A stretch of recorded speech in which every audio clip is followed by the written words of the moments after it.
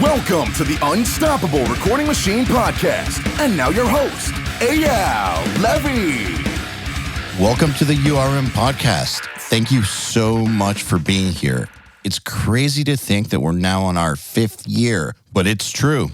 And it's only because of you, the listeners. And if you'd like to see us stick around for another 5 years, there are a few simple things that you can do that would really, really help us out. And I would be endlessly appreciative. Number 1, share our episodes with your friends. If you get something out of these episodes, I'm sure they will too. So please share us with your friends.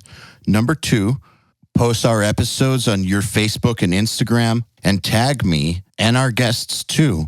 My Instagram is at EYAL Audio. And let me just let you know that we love seeing ourselves tagged in these posts. Who knows, we might even respond. And number 3, leave us reviews and 5 stars, please, anywhere you can.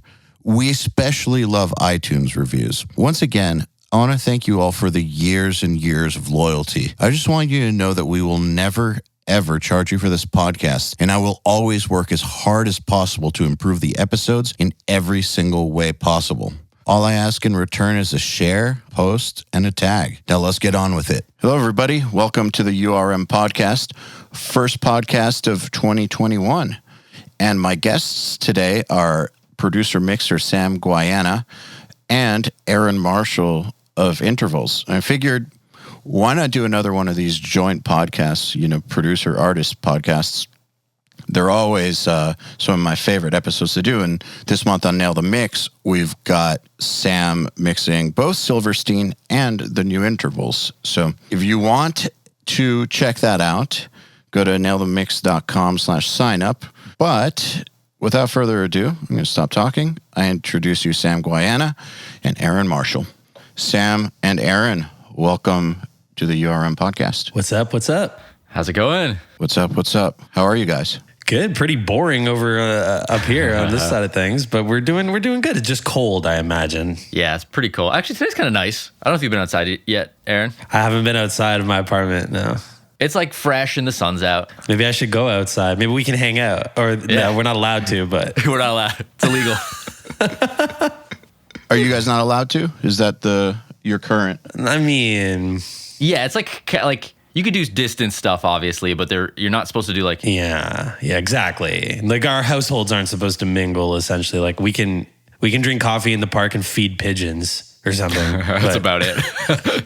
So not supposed to, or we'll get in trouble? It should be we'll get in trouble, but I don't think anybody's really getting in trouble for it. They're just like threatening it. I think people did around New Year's. Yeah. The current provisions didn't come into effect until midnight, like at the end of Christmas. So it'd be the top of Boxing Day. Yeah. And that was where they were recommending that your households don't mingle, AKA they were scared shitless of New Year's. Yeah, exactly. Did you hear about those massive parties? Like there was like this rave in Paris and like some underground parties in New York City that had like 1,000 or 2,000 people. I was waiting to hear about some shit like that. No, I didn't hear about it. I mean, I know like maybe 6 weeks ago, maybe 8 weeks ago, like my girlfriend's sister works for one of the regions, the government's, contact tracing infrastructure. And she like records data and like sometimes she'll tell us about like little things that she's noticed going on or whatever she can talk about. But this was in the news, of course, so it's not like it's secretive, but we get to hear it first. But like a couple weeks ago, Sam probably remember, they busted people having a private party in a storage unit. Yeah, I remember that. So not as glorious as whatever was going on on New Year's Eve with Paris and New York City. Probably not 2,000 people. That's bonkers. Yeah, probably not. They got busted. Of course they did. That's so dangerous. It's very, very dangerous. You know what I've noticed? I guess at this point, I don't mind saying that I had it recently. One thing that I learned from having it is that there are a lot of people out there, and this blew my mind because, like, look, we've seen people who don't think it's real, and I've accepted that those idiots exist. We have people who think it's real, but it's just a flu. We have people who are very scared of it. There's this whole spectrum of weird and not weird opinions on it. So a lot of the people who don't think it's real or whatever have just been going about their lives. And that's one thing. I've accepted that that's out there. But the one thing that blew my mind is that there's people who have gotten it, tested positive, have symptoms that are not flu symptoms, like, loss of smell and taste, like most definitely COVID, and are going out into the world giving no fucks. Just going to the store, going to work, like, what? Yeah, it's nuts. Yeah. It's reckless. I mean, there's a lot to unpack there.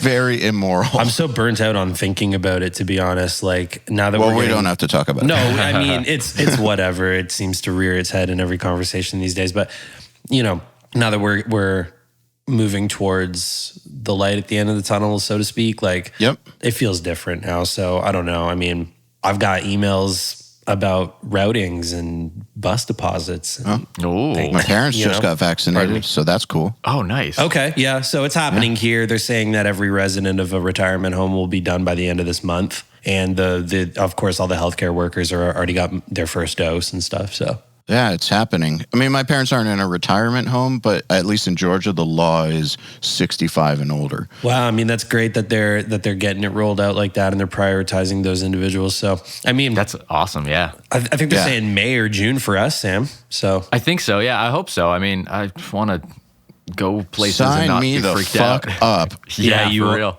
You're ready seriously. for it, eh? I got it, man. I got a crazy, the other inbox you don't look at often? I made a mistake yesterday and whoops. It's so funny. I showed my girl and it's like this dude messaged me in like 2018 to be like, man, new record's so good. Like, I remember you from high school and like one of those, you know what I mean? Out of left field. It's like so crazy to see you doing things with guitar and music and the new album's awesome and da-da-da. And I didn't see it. I didn't respond, obviously. And then yesterday, like the most recent message from this individual is like 2 days ago. And he's like just off the deep end on some anti-vaxxer stuff and like calling me out for not using my platform to tell everybody that it's like the whole thing's a farce.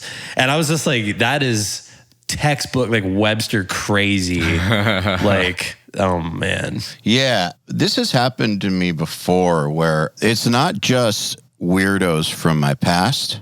Like, there's some people in our community who have hit me up and very condescendingly and self-righteously got up my ass to use my platform, like especially like during the 2016 election, and it's happened since, like, to use my platform basically for their agenda. Whatever they think good is, yeah. Because it's come to me from multiple different angles. This happens all the time, like, or that it's either that or we're not supposed to have an opinion at all. Yeah. Yeah, it's like their side or nothing. Yeah, you're either, you're damned if you do, you're damned if you don't, basically, which is like, and right now, who cares? Because if you choose to speak up and, you're against like things that are obviously not good for humanity right now, then like kudos. And if you want to lay back, like that's also kind of fine right now. I think sometimes it's not okay, but things are so volatile on the internet right now and just in general that like it's your prerogative, man. Like whatever. Fuck yeah, it is. And it always has been. But what a while. I don't mean,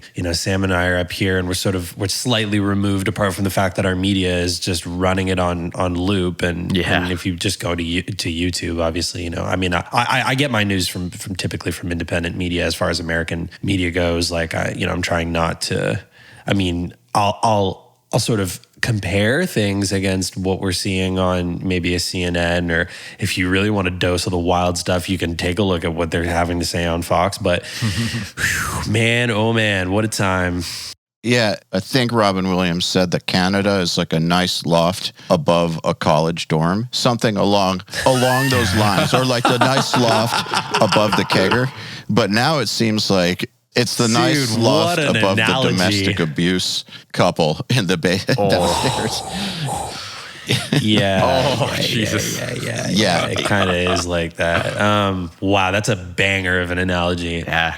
Rest in peace. The other day, some lady I kind of know that she's not an idiot or anything like that. She said something like, if you don't speak up, go fuck yourself, kind of thing. And I said, you know what?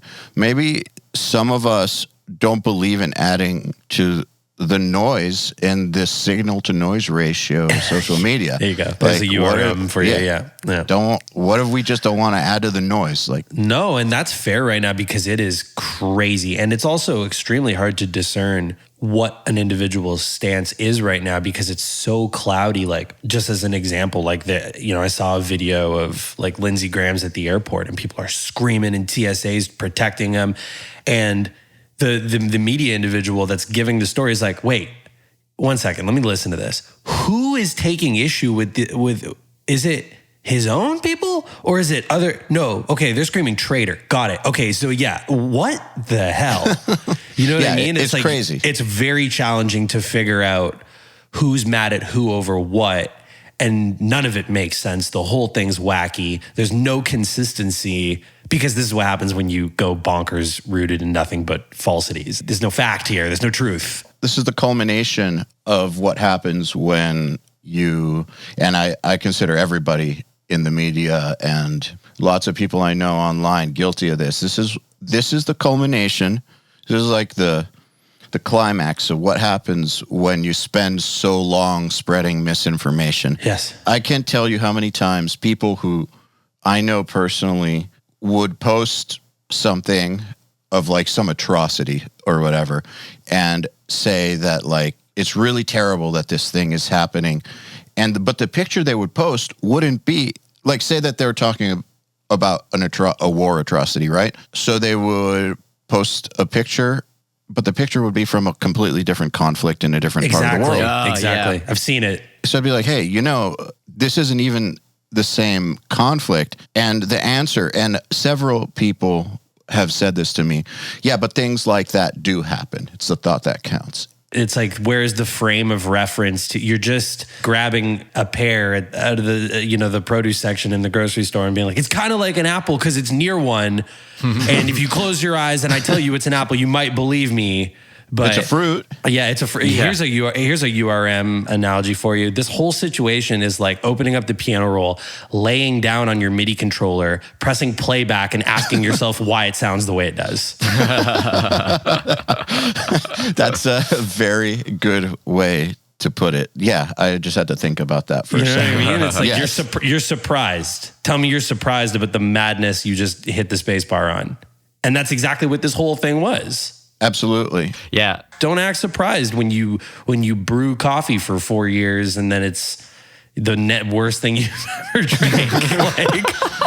Yeah, and when you look at individual incidents, you can, of course, say whoever did that is responsible for that, right? Mm-hmm. Yeah. But as a whole, I think as a society, there's a cumulative responsibility for everybody engaging in this bullshit that's riled so many people up for so long. I just want to see it all calm down and the right things too. happen. I mean, absolutely for the sake of numerous factors. People's safety. Democracy as a whole. Life. It was being normal. just life in general.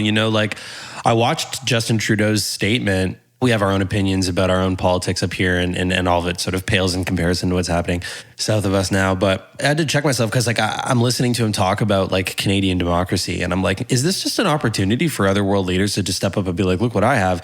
But then I think about it, and it's like, well, now more than ever is really the time. And he said some great stuff. He said Canadian democracy and democracy in general is not automatic.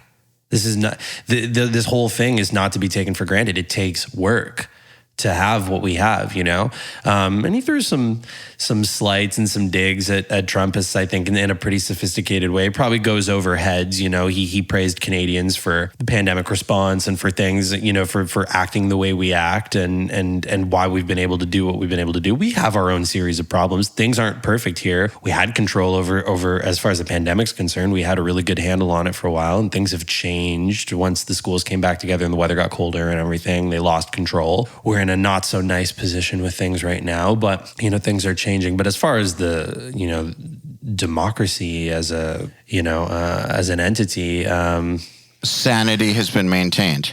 Yeah, for the most part, yeah. We don't really question whether or not that's to be taken away from us on a day-to-day basis. Yeah, that's the big one I've noticed is like there's never been a day where I've been like Canada's going to become the way the States is. Like there's no point where I've been like we're headed to that, like. Yeah, absolutely. We have advantages, smaller population, different infrastructure, different ideals. Tim Hortons. We have Tim Hortons. Everyone's just like, got their double-double in a Boston cream and it's all going to be okay. No, I don't know, man. I mean, and I'm sure most people are tired of the preamble, like at any moment we certainly can transition into the lighter stuff, of course, but it's have you done any podcasts since the madness ensued the other day, or is this your first one? No, this is the first one. All right, so we got to talk it out because we have to, because that shit was insane. Yeah, it was nuts. I still can't believe it. Like my father's calling me in real time to be like, "Are you seeing this?" And I'm like, and that's wild. Like we're in Canada. Like granted, only 90 minutes, 2 hours from the border, but it's like such a huge difference, Yeah, but I think Canadian culture is a much more laid back culture. And so you wouldn't expect something like that to happen there, but at the same time, you wouldn't have expected it here, no matter how uppity Americans are. You wouldn't have expected it here, and I think it just goes to show that, I can't believe I'm saying this, but I guess Trudeau is right. Democracy does take work, and I think if there's any lesson to be learned for the rest of the world, is that can happen anywhere. Yeah. The same way that crime can happen anywhere, and no matter how nice your neighborhood is, you can still get carjacked. You can still have your car broken into. Like if the conditions are right, and we're seeing what those conditions are, it can happen anywhere. And I'm positive that it'll recover. Maybe I'm just optimistic and delusional, but I am positive that things will recover for various reasons. And the main one being that there's too many people with too much on the line who are far more powerful than us, who have too much to lose from it not recovering. So my faith in people's greed and lust for power tells me that they're going to make sure it recovers for their own good. So I have faith in it recovering, but what I do hope is that, and this might be naive, but I hope that there's some sort of a collective understanding. This is what happens when you go this hard against people and turn people who disagree with you into the enemy, which happens on all sides now. And this is what happens when you go to fight. People fight back. Then the other side fights back harder. Exactly. Then the other side fights back harder. And before you know it, you're in a scenario like this. So I do hope that the lesson learned is we got to talk things out. Absolutely. Yeah. Social media is to blame, though. Absolutely. And that's the fact that everyone's freaking out over the implications of banning this individual, other individuals, whatever, the censorship or whatever, and you can have your opinions about that. Too little, too late. This has been roiling for an extremely long time. You want to act like you're just surprised and you need to pull the plug on it now? Where is your just moral compass in all of this leading into this? It really takes insurrection? Well, okay, so here's the thing, and I could be wrong. I think that as serious as this is, I just think that people didn't expect it to go this far. I think a lot of people were not, obviously a lot of people strongly disagree with the kinds of things that were being said, inflammatory speech and all that stuff. But I don't think that too many people actually expected it to go this far. And so they were caught off guard, even though that there were lots of indicators to show that it was going to go this far. I mean, I'm sure there's multiple reasons. There's never just one reason for things like this. It's weird because, we can say, how did you not see it coming? It was obviously coming. They said it was coming. There's something about it made people just not take it seriously enough. Like everything they believe in is cuckoo bananas? And you think that, and that's like, you never act on that. That doesn't even add up, make sense. But we've seen URL become IRL before. It does happen. Yeah. Yeah, that's a good way to put it. The amount of people who are capable and willing to go that far is always going to be a minority, right? Of course. The extremists in any wing of anything, they're always going to be the minority. I think a poll showed that only 45% of people who voted for Donald Trump in the election actually agree with the actions from the other day. That's 45%. I mean, it's still a lot. 75 million people. That's a lot. Voted. That's a lot. But it's like, it's still a cross section. It's still not the whole kit and caboodle is like, yeah, that's the one. Yeah. And then out of the people who agree with it, then there's an even smaller percentage of people who would actually act on it. Exactly. We're not in the business of punishing people for how they believe here. No, but that's the antithesis of everything everyone's fighting for. Exactly. So 45% of people who voted for him believe that that was okay.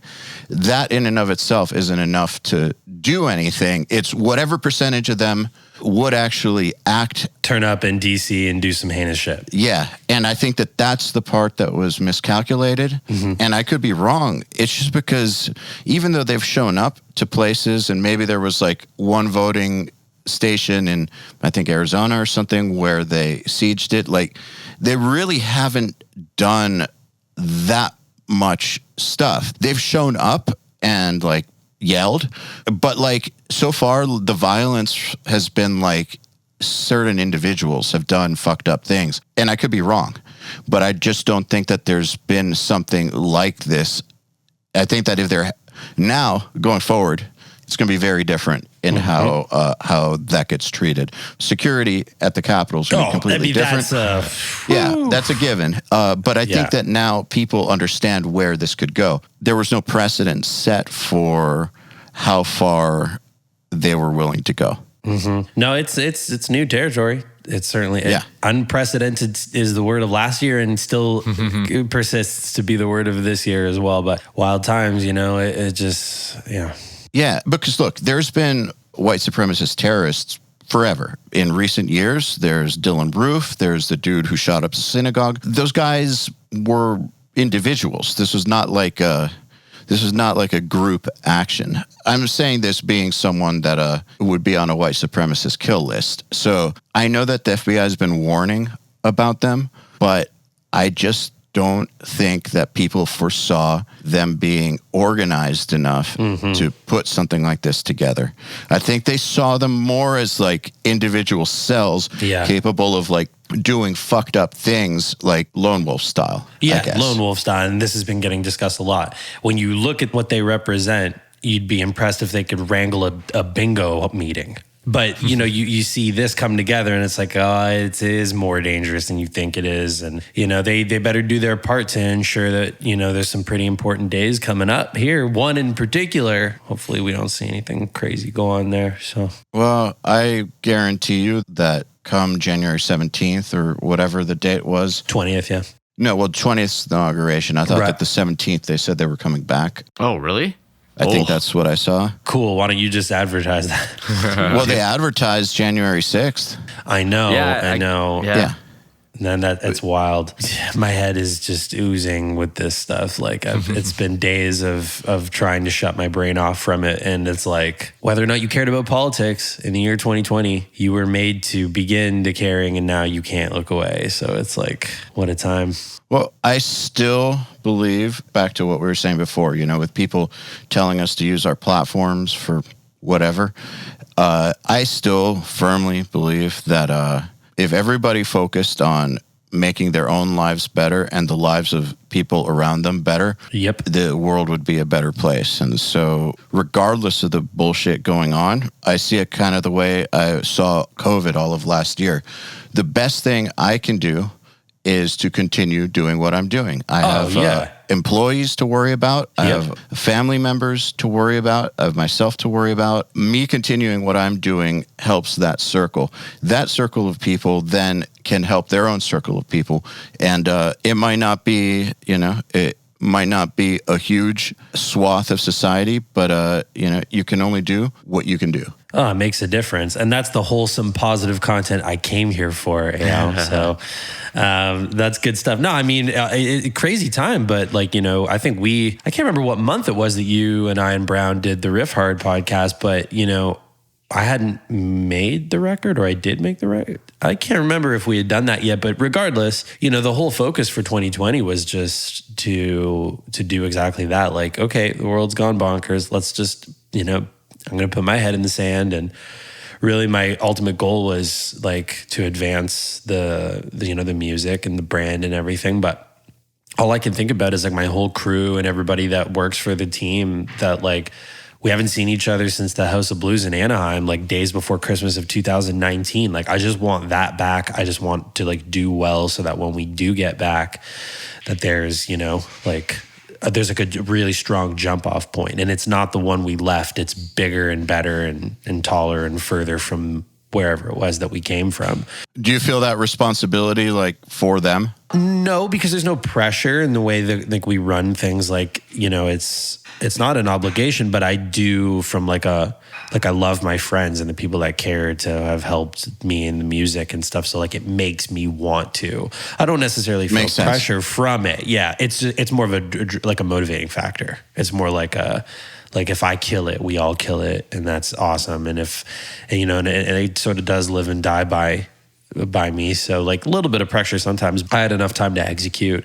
And I mean, this is a great segue into talking about why we're here. Like, I seriously couldn't have done that without Sam. Like, he fully allowed me to realize the music in a way that I think is like the closest to how I've ever heard like my nonsense in my head on record. And like, that's one of the biggest, I think, most consistent pieces of, accolades, I should say, from fans press, is that like it sounds the most like intervals yet, like, and I think that just comes down to like working with somebody who totally gets what you're trying to do. And like when you really have that chemistry, you can bring that to life. So I spent the year making the tunes, but the record would just be, it wouldn't even be close to what it is without, being able to have, we took a leap of faith. We changed producer, engineer, everything. That's always a big move. Did it with somebody local and found like a really great fit. And it's been amazing for this side of things. Like the company's grown and we've had so many amazing things come from it. There's still so many cool things coming up in the year. And like, we're still like reeling from the drop in November. It's just mounting, so definitely created some waves. So a question for you, and I also want to hear Sam's perspective on this, being that you took a leap of faith and Sam, I remember talking to you before you did this, like we had a conversation about you doing an instrumental record in a genre that you don't normally work in. Oh, like almost never. Yeah. Yeah. This is not your typical thing. It sounds amazing, but it's not your typical thing. Aaron, as far as like choosing a producer goes, typically artists will listen to their favorite records in similar genres and like go to the person that is known for that sort of thing. This is kind of a bold choice. So what gave you the confidence in Sam? Like, I want to hear, like, because we're talking to mostly producers now, right? So of course, I want to hear, what is it that producers can do? That's the question I'm trying to answer, is what can a producer do to give confidence to an artist who's outside of their comfort zone? So first of all, I want to talk about what it is that won you over, Aaron, and then with Sam, I want to hear from you how you wrapped your head around doing something outside the norm and how you felt that you could do a great job with it, because I know that oftentimes producers will turn things down if they feel like if they're not the guy or girl. Well, honestly, like I've always wanted to do things like different. I think that like I kind of felt that I made that choice early on when I had actually worked with Jordan, because my first EP I engineered myself with Lucas, who was playing guitar with me at the time, and it was something that we worked on, and there's only budget to have somebody like mix, and so early on, and like it was actually like attainable even at our size then to have Nolly mix. So we did that. And then very quickly that was no longer an option. So we decided we did want to work with somebody local, and working with Jordan, who hadn't done anything like that at the time. It made sense because like his style was like somewhat ballpark, but like, I don't know, it came highly recommended from a lot of friends, like a lot of like of the more active and like popular and like serious acts from like our area were going to Jordan. So it's like a move that you would make. It's just that we just didn't have, you know, like vocals at the time. So like, that's what made it different. But Jordan like wholeheartedly embraced that. So for me, it was like, okay, you can do this. You just have to have there's some dialogue that needs to happen and just make sure everyone's on the same page. So going from working with Jordan to then working with Cameron McClellan, who like co-writes material with Protest the Hero or did a while back and, you know, played in the band on bass, mixed them and everything. Like he's really embedded in the more proggy world. So it was like, okay, we're going to engineer with Cam and then we'll have others mix. One of them being Anthony, who's done Protest. And I don't know that Anthony had done instrumental stuff, but he had done Protest stuff, just again similar but with vocals. And then we had Simon mix. So like the reason I'm prefacing it with all this is I've bounced between like kind of taking risks but also working with individuals that you would totally, you know, associate with the style, being Nolly and Simon. But with Sam, the whole thing was like I'm becoming more comfortable every time I record a record. I learn more and more about the process, and like I sort of like explore the edges on like how you can sort of push things. And like, I feel less and less like a drastic jump, like working with a producer like Sam actually didn't feel like a risk to me at all. Cause I could listen to his productions and I'm like, I know where the potential lies for us to build on that and then further. And if he understands what it is that I want to do, it's only going to be amazing. I had no doubt in my mind. So his latest work with Silverstein at the time, and I actually contributed a guest solo to that record. So like I was kind of familiar with the work and everything, but like the mix on that record, the way the guitars feel, the overall feeling of that album and the attitude, I was like, this works for what it is that I'm trying to do. I think that just by combining my music with that is going to yield a quality result regardless. And then it only gets better from there based on how much he's liking the material, how many risks he's willing to take, trying different things. Sonics aside, how did he win you over in the fact that he understood what you were going for? Yeah, so we tested a track. I mean, so Sam is a friend of my manager, Rich's, and Rich works with Silverstein and others that Sam has worked with before. So it was like, let's do a test track and see if we're a good fit, like if our chemistry is there in the control room and how fast we can work. I mean, and he's wielding Pro Tools probably faster than anybody I've ever seen. And like, I thought Jordan was fast and Cam's really fast too. But like, so his speed and efficiency. Also, I don't think I've ever been told no to try an idea. Even if it doesn't work, we try it. We have a discussion, we try it. And then I've seen Sam fight with things and massage and wrestle with things more than like some people who would just tell you no and give up. So he'll fight for your idea until it doesn't work. Or does. Yeah, until it doesn't work, or he's morphed it into something that's like in his wheelhouse, and then I get my mind blown because I'm like, I would have never seen it like that. And then you know, X and Y yield Z. So chemistry was there, really easygoing guy, super professional, really fun to hang out with, great workflow. And we banged out a track. We gave ourselves 3 days, did it in 2, and we used takes on the record. That's right. We didn't redo any of that, or we didn't redo any of the rhythms. Pieces of it or something. Yeah. Yeah. I'm going to let Sam go from here, but that's pretty much from my perspective, I think. Let me just recap and make sure I understand correctly. So basically, obviously the Sonics, it's almost like if the Sonics weren't there, you wouldn't even be having the conversation, right? So that's the assumed part, is the dude knows how to produce and mix.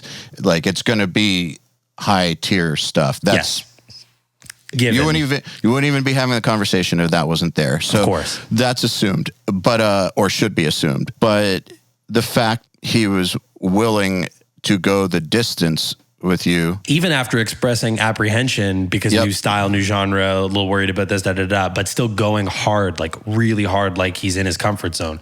That's like A+++++. Because you strike me as someone that goes hard, just from our conversations on podcasts and listening to your music. Like, you strike me as someone who will go hard, and so it seems to me like in order to work with you properly, you need someone that's like, you don't need to. I would imagine that it's very frustrating if you feel like an idea is not there yet and it needs more work and you're down and then the person just wants to sign off. Like, yes, that would. I can imagine that driving you nuts. Would break my heart. Yeah, but it would also infuriate me.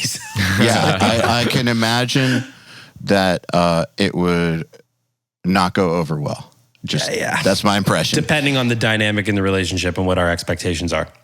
And we do try to communicate. Like, I do try to, like, I think before we even got to work, I think we talked a lot. And Rich came in and we talked and we made some music and, like, you know, we laid out the parameters, you know? So what about you, Sam? I remember we had a meeting at the studio and then we went out for lunch. Oh yeah, that's right. And yeah, I had no problem saying, it's funny, like you mentioned the apprehension thing. Like, I had no problem saying, like, if I'm not the right guy for this, that's totally fine. And that's true, he did. Yeah, exactly. Because, like, I'd never done anything like that. So I was like, if I'm not the right guy, it's totally fine. But if we vibe, like, this year especially, like, I'm going to be the guy who's going to put my all into it. Like, there's no point in not, because it's not going to benefit anybody in any record I've done if I don't just, like, literally envelop myself into that record as much as possible. For sure. Well, you started doing research on instrumental albums. Like, I remember that. I did, yeah. We talked about it. Yeah. And you sent me your record. Yeah, give me the sauce. Tell me what to listen to. Pretty much. I mean, I don't know. Like, I had, like, recommendations and stuff, but when we talked about it, I also remembered one of the things you said to me, and one of the things, it's not like I knew this wasn't the case beforehand, because I totally get, like, that nobody would probably want to hear that, but, like, I remember you saying to me, or, like, you know, being told, I think by both of you guys at some point, where it's just like, you're not just playing solos the whole time. Like, that's not what an instrumental record is. It's what some instrumental records are. It's not what this thing is. Yeah. Yeah, well, that's the boring ones are. Exactly. That's what I was gonna say. Like, a good instrumental record, like, that's all it kind of took for me. Like, after we had our meeting, it was one thing, but after we did the first track, it was so easy to rewire my brain and go, the leads you're writing are vocals, basically. They're yes, your they are vocal, the vocals. You know, and, like, the care you put in, like, I remember how many times you would do the same little thing until it was the perfect, like, you know what I mean? Like, that exact sound you needed for that spot. And that's just like recording any vocal inflection or anything. So the second I was able to wire my brain into that, like,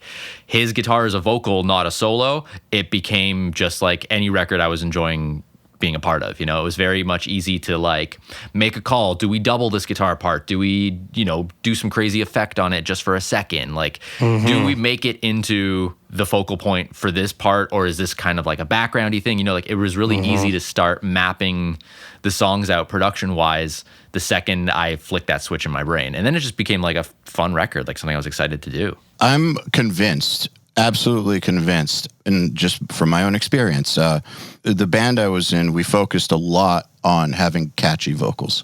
Even though it was death metal vocals, like, we always focused on having a hook, always. And so then when Emil and I went to do the instrumental album, you know, we went from something where the vocals are a big part of it to zero. But the thing is, I come from the classical background and love instrumental music, but the goal, and this is why I think it did well, because at that time period, was like 2009 when we wrote it, and it came out in 2010. In that time period, the instrumental djenty thing had not happened yet. So there wasn't like Animals as leaders being big. There wasn't all that stuff. This was before that, when the idea of instrumental albums was just some dude soloing over a programmed shitty drum beat for a long time. Drum machine even. Yeah, for like hitting play on the Casio, and then it does the drum beat, and some dude just rips for 45. It's so funny though that you say that. That's a vibe to me now though. I'm know what I'm talking about. I got the rolling cloud, and I'm messing with, like, 303s and 606s and 808s and, like, having a time with it. So it's funny that you say that, but that's like, obviously it's like a ironic, non-ironic kind of thing. But you're talking about, like, no, for real, that was the sound. That was the sound. That was the genre. And that's why I think that maybe it did okay in the 80s, but, like, by 2010, nobody listened to instrumental guitar music anymore because it was fucking boring as hell. And so we made this decision that, yes, there's going to be ridiculous solos, of course. That's almost, to me, that's like that assumption that we were talking about before, that, of course, you wouldn't be talking to Sam in the first place if the Sonics weren't there. So, yeah, we're not going to be doing something for Shrapnel Magna Carta without amazing solos in there, but that's not what it's all about. It's about catchy ass music and really good melodies, and then solos happen when the solos happen. And then for what it was very successful. And so that made me super fucking convinced that if you're going to do instrumental music, pretend like it's not instrumental. Like it still has to be good music. Exactly. Yeah. Which is why Sam was such a good candidate, because like I've been trying to have these conversations, not to say that anything got sold short in the past. I'm extremely proud of every release, but it was like really getting somebody on side that like doesn't just smile and nod when you say those things. They're intrigued by it, and then they get it, and then they want to do it their way. So when you listen to how Sam mixes a vocal, but then you also listen to the rest of his production, you go, duh, like, yeah, he's the guy. And so I already knew, didn't feel like a leap of faith to me, had all the sort of confidence in the world that like this would yield a quality result. It was just like, if he has to get comfy with it and then get his head in the game, and it totally happened, because like the record just it's right. It's to the point. It feels so good. Such a banging mix. Thank you. Unbelievable guitar tones and textures. And like, I've learned so many tricks off Sam that I'm implementing now. Like I ran back to the lab and I'm doing pre-pro, and I'm like, oh, yep, that's that thing we do here. And we do this thing here, and and you know, and stealing ideas and trying to make them work my way. I've got the wheels turning about things that I can bring to the table next time to make him think more and see what we can get. So that sounds like a great working relationship. So Sam, can you explain to me when you're working on, I guess, what we would consider the lead or the non-vocal vocal, how do you just technically get it to stand out from the rest of the guitars? Is it something that is already there in the arrangement, or is it having Aaron play it on a different guitar with a different cab, or like, is it like, what is it that helps you as a mixer producer make sure that that part is the vocal? On Aaron's record especially, a lot of it came down to just tailoring tones per parts, which wasn't something, not that I wasn't expecting to do, but definitely when we started diving into that, it became kind of like a purposeful thing, whereas initially it didn't feel like we'd be doing a lot of that. So like a good example is like certain verses, it might be something as simple as it's the exact same. We did the whole record with amp sims. We did the whole thing with like neural stuff. Shout out neural. Yeah. Yeah. Oh, it was super fun too. That was great stuff. It was something as simple as like maybe the gain in the verses, like it was the exact same amp, let's say for the rhythms, but I pulled the gain back just a hair, and the lead tone in the verse is something different than the lead tone in the like hook part. So it was a matter of kind of every part finding its own voice. If stuff was on the sides, it almost always stayed within the same realm of amp. And if stuff was down the middle, it was always a different amp. We didn't really switch guitars much. We kind of stuck with the two. I think it was like 2 guitars the whole record. Yeah. That's impressive. It is. The heavy lifting came from the neural stuff. But the funny thing as well is we didn't go bonkers on changing out stuff like crazy. We weren't going nuts with IRs, bunch of different amps. There are 4 amps max on the whole record. I think so, yeah. Yeah, Ford and Cali Suite on rhythms, 3 from Nolly on leads, amp 2 from Nolly on split coil and twangy stuff, and a Bossy on cleans for that blended piezo kind of vibe, and amp 2 on plenties for some stuff. So 5 total. That's it. Yeah. And that's enough of a palette to give you a lot of differentiation, but they aren't always necessarily happening at the same time to give you that separation that you think I'm talking about. It's like a lot of these things are all happening together. It's little moves with even, again, same guitar happening, little moves on things like gain, shifting the mid voice, or just moving the microphones, the virtual microphones on the cabinet. So just kind of getting a little bit of a different take, like a little more 57 closer here and a little less 121, a little further back there, like tiny moves like that. But then when you start to mess with things like modulation, just even in subtle ways or real stylized ways, some nasty things like the sound of clipping an analog console and some fuzzy things and some octavey formant types, you can play with harmonic content and make shit jump without having to like grab a different guitar or completely change the plugin. There's so many like tiny moves that just like add up to something that has dimension, you know?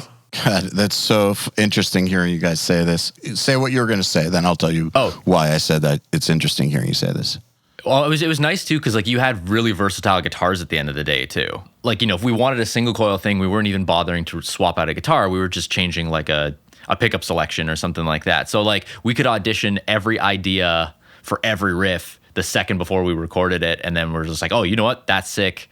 Let's roll with that. Let's keep going. I've got ideas to double this when we get to it or triple it. Cause like when I say double, I mean like we did a lot of the like analog console blowing out the sides kind of thing for riffs and stuff. I think that's where we connected the most. Cause like, just like EYAL, you were saying before, like Aaron's energy, it's like if you had an idea, I had an idea. If we had an idea, it's done. Like there's no, we wouldn't fuck around too much with like, we'd just be like vibing a thing. That's also why I never said no. Like everything was a vibe at the same time where it was just like, you feeling this? Cause I'm kind of feeling this. And then we would just hit record and it would be the thing we needed to kind of get done in that moment. There are pillars to the, like, I'm going to prioritize like tuning stability over like grabbing 5 guitars. Like, that was a big and intonation one. and stuff. So it's like, if this thing is working, there's so many other tools for us to be able to manipulate stuff. The foundation comes from this thing being intonated and in tune and reliable. And just ready to go. Yeah, like ready to be creative all the time with it. And we only used like 4 guitars on the whole album. So This is very interesting to me. I guess also it has to be in the arrangement. It has to be.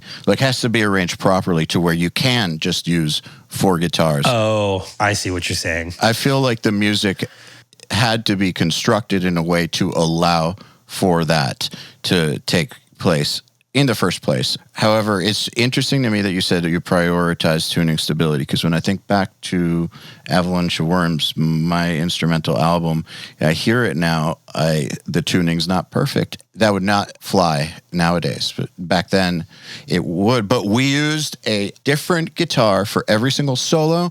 We used a different amp for every single solo, different cabs. Like, literally, like we'd have parts that had like, I think 15 different guitar lines going on, other than the 2 rhythms, or 4 depending, or 6. Like, it is a different guitar for every single part, a different amp, different cab for every single fucking part. I'm scared thinking of it.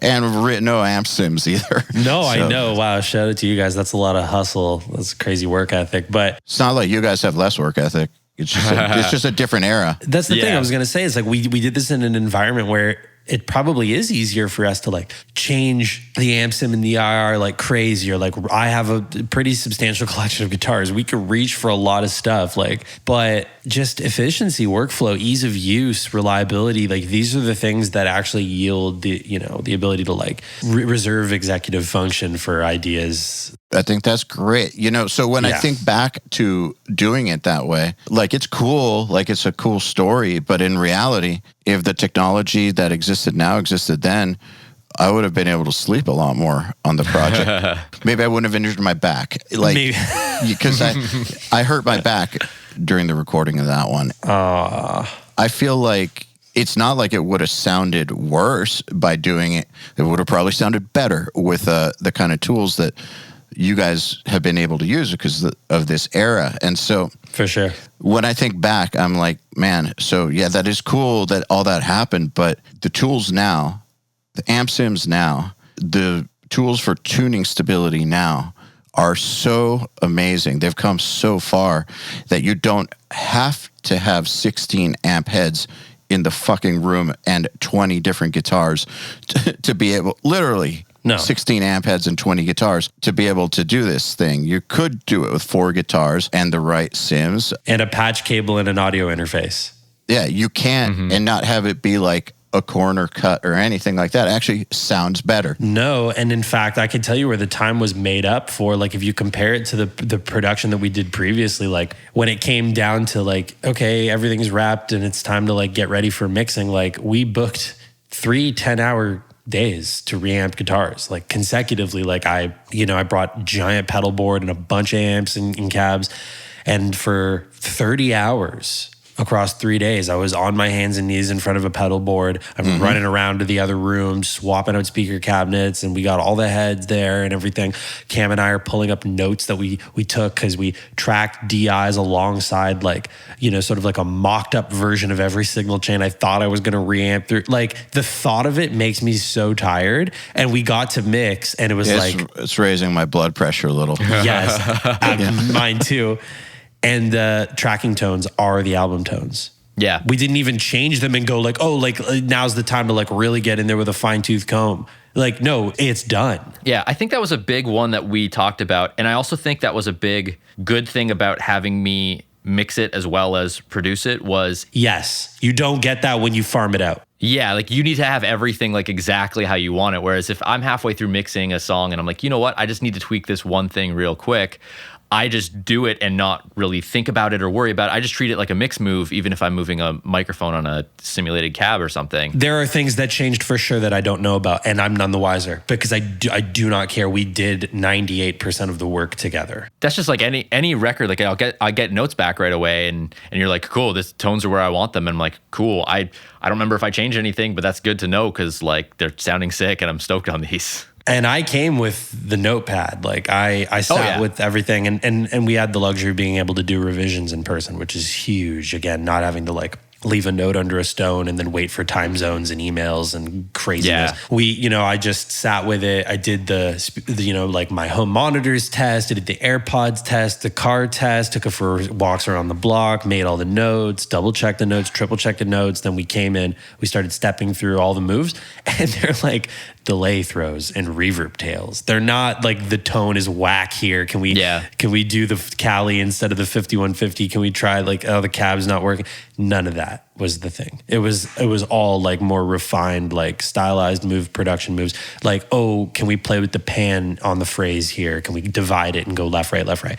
It's just like creative moves. You know what I mean? So yeah, drums were banging. My favorite drum mix we've ever had. So easy. Dean Hadjicristo's a legend, captured incredible drums. Nathan played his heart out. Sam sent us away with the gnarliest snare drum I think we've ever recorded on an Intervals release. And that's Sam's drum. We took that to Ottawa with us, tracked that.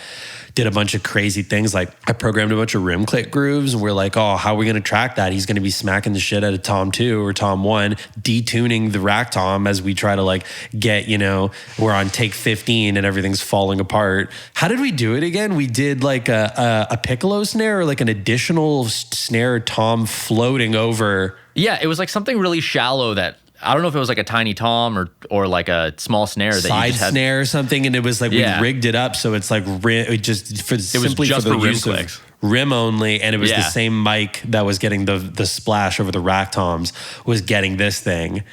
And then, it was like an auxiliary rim. We had like some, just like cool ideas that we were able to execute on because there was no pressure. Like I finally felt like we could explore the edges of certain things. And I still don't even think we're all the way. I've got so many ideas for what I want to do next time. I immediately like went down the rabbit hole with synths and stuff. It was something we took a lot more seriously this time. And I felt like I could have been stronger in my input and my ability to like manipulate some of those things in the production. And Milen did a great job. Shout out to Milen. He is a friend of ours that also, he did all of the scoring and orchestral stuff for the latest Protest the Hero record, and he's a good pal. So he did like a lot of the heavy lifting with transcribing like the majority of things I played on guitar into MIDI. Yeah, he did a great job. And then did all of the arrangements and stuff like that and brought us sounds and everything. But that's some hustle. That's some hustle. He's really good, man. Yeah, it was so sick. So I felt like I wanted to have a little bit more input, and the synth stuff is it's becoming part of my voice alongside the guitar. So right away, I'm like, no, this needs to be stronger next time. So I got a Moog Subsequent 37 right after we wrapped once we got the album out, and I felt like I wanted to treat myself. And I got the bug so bad because that thing is so powerful and so strong that it was swallowing my other synth. So then shout out to Sequential. They blessed me with a Prophet 6. So got that in the mix. And then somehow a 1984 Juno 106 turned up here. I don't know where that came from. And I am okay to admit that I have a problem, but it's a good problem. And I'm having so much fun with it. And there's definitely going to be a whole other dimension next time around. So, yeah. I'm excited about, should we party again on another record? Like, I'm excited about the idea of you helming the synths a little bit more. Because even when you were getting them, you were sending me videos of just sounds that I was like, man, I wish we kind of had that somewhere on the record, Like, Sam, what do you mean? I just mean like, first of all, I feel kind of naive not knowing that you played keys really well. I play a little. I'm taking lessons now. I'm taking it a lot more seriously. I got a couple moves, but nah, the heavy lifting is all MIDI, of course. But no, but what's nice is like, obviously you're a guitar player and you have an ear for tone, and that ear extends to synths. Not that I didn't expect it to, but to a degree, it's like there's sounds that you're already getting with synth stuff when you were sending me little ideas that I'm just like really excited to explore in the future, because there's a bit of an attachment to when you design the part from scratch on another instrument, and that's the thing that like I'm super excited to explore, regardless of whether we totally redo it in MIDI and feed it out back to the synth or whatever. Like that doesn't matter to me nearly as much as the idea of just like the fact that you'll put your fingers on a real thing, you'll sort of decide that sound then and there, and that'll shape the thing that you do with that song. And then we just get to, full circle it and bring it to life again, which will be really fun. Big time. And I feel like we left, that's why I'm so excited every time I finish a record and I know that there's still room, because I'm like, yes, okay, we're not done yet. Like, you know what I mean? Exactly. And like you leave that room for growth, and like there's so much, like I've been taking courses on synthesis, and like I've always been really inspired by guys like Tycho and Comtrues and like dudes who can just get in front of a couple pieces of equipment and just go. And it's like a living, breathing organism that they're interacting with. Yeah. And like, if you just understand what to reach for and how to influence it, that it gives you, like what it gives you back is so magical. And there's something about it that I love. Analog synthesizers respond like guitars, but they behave in a way that's so different. So like this morning before we got on the podcast, like before I even made breakfast, like I got up and I turned on the Prophet 6 and just like arpeggiator on, set a couple parameters, grab a cutoff, grab an LFO and just like do some stuff, stand back and listen in headphones, and then think, what's the move I want to make? And then reach out and do it and see, okay, that's not the one, but okay, that's what you get when you do this. And it's just like, it's so fascinating. But then also then there's the complete other side, like where you take out the sequencing nature and you put your hands on it and you play the melody that's in your head, or you learn the thing you just wrote on guitar, and then it influences, and there's push and pull back and forth. We haven't even come close to scratching the surface on that. There's a whole other world, to the point where we're talking about, we have can I say this? We're going to do a live stream show. We got awarded some funding. Yeah, cool. I don't know that I was supposed to, but we're gonna do a thing. We're planning to. Obviously, the border thing makes things complicated, and you can expect something from Intervals that involves humans in a room making music. Fuck yeah. For the first time since 2019. We have calls coming up to discuss exactly how we want to execute. Of course, Sam's going to be part of it. And if he's available, of course, because he's a busy boy. Mm-hmm. But we are talking about ways that we can make it special. And don't be surprised if you see a synth or two next to a guy. Maybe he's me, maybe he's somebody else, maybe it's all of us.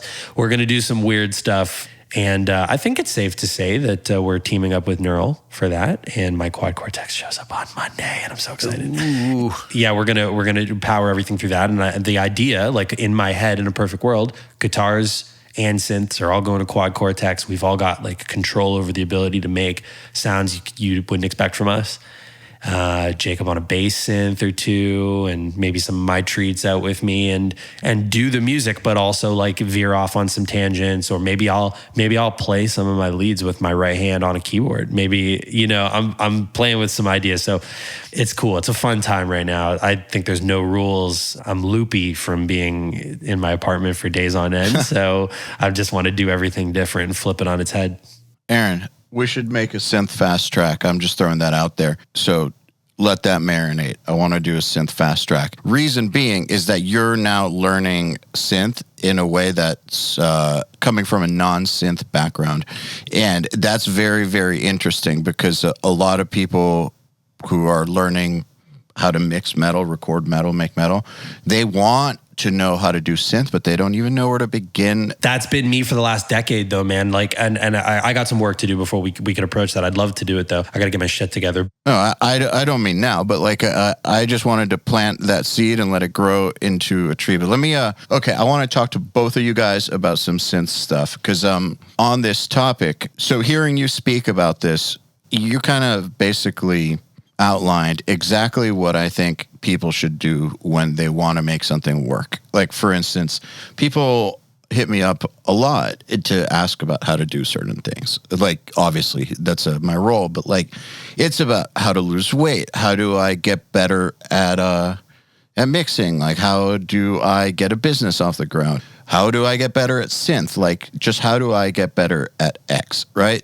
That's something that I get asked about, that type of question across the board, from everything from peers of ours to total beginners. And the thing is that what I really think the answer is you got to get obsessed. So like, if you want to lose weight, for instance, you got to make that your life. If you want to get good at mixing, you have to make that your life. And what that looks like is going to be different for everybody. But the way that you're talking right now about getting good at something that's not your primary instrument is, I want everyone who's trying to learn something new to rewind and listen to that again.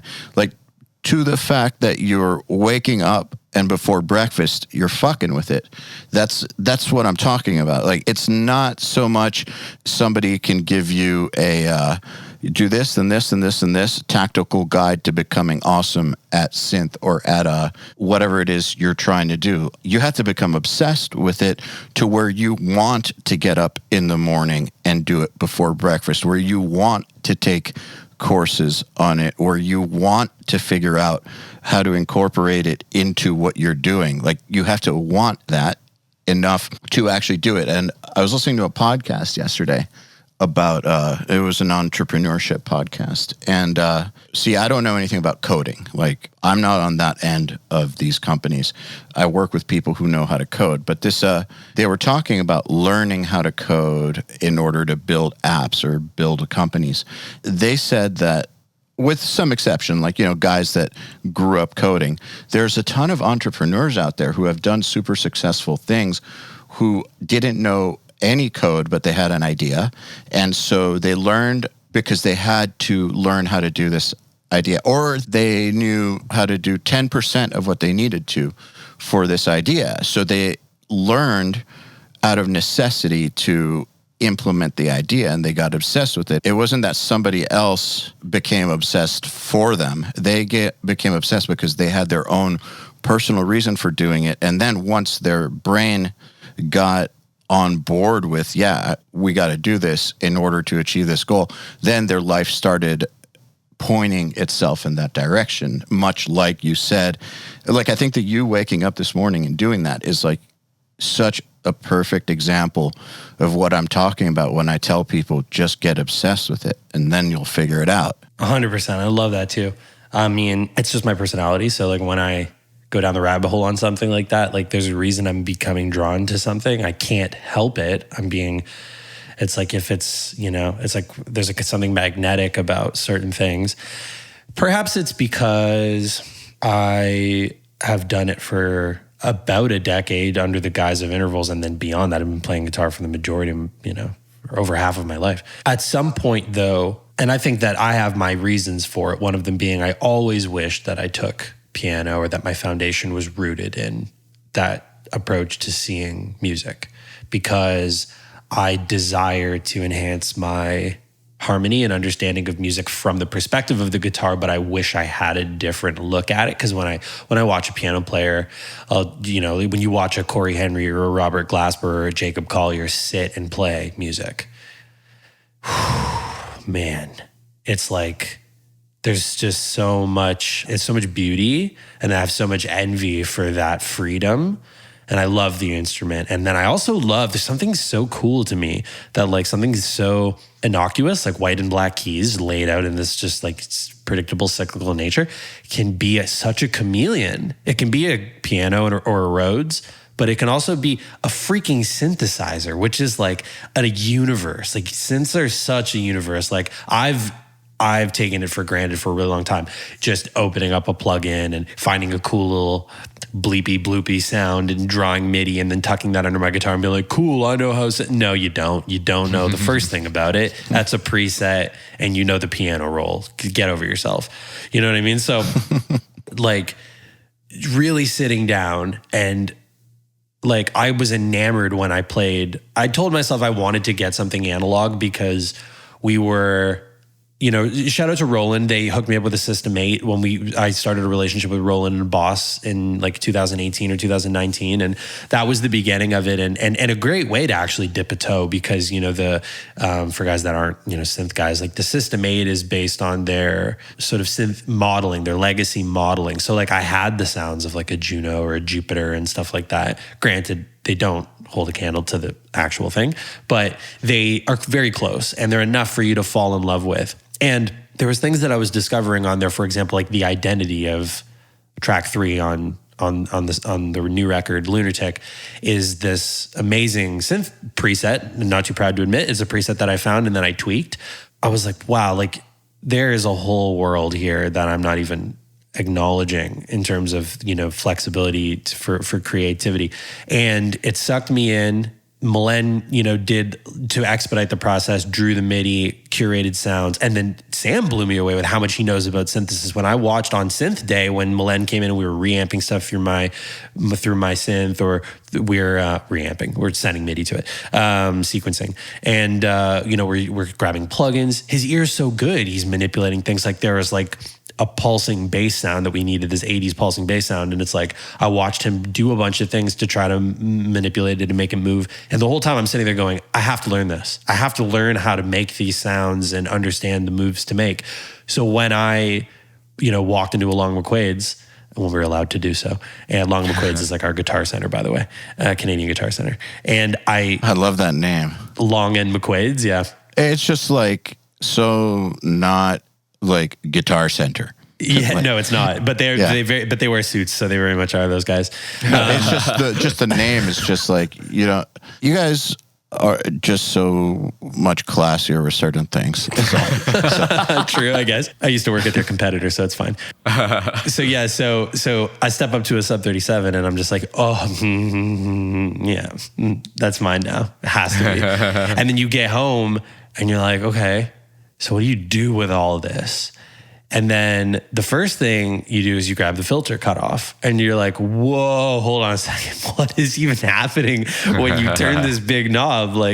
And then you understand like resonance. And then you're like thinking, okay, wait, what does that look like inside the things I already know? So if I make a resonant peak inside Pro Q3 or inside the stock Logic EQ, and then I sweep that, is that what's going on here? Then I went and tried it on like some tracks and I'm like, okay, I think I understand what's going on here. And then it's like, understanding how, the function of oscillators and the different wave shapes. And then, I'm still trying to understand LFO and like how to route things and like very much rudimentary with this stuff. But it's just mystifying that you can just latch a sequence and put your hands on some dials and think about how you want to make sound behave.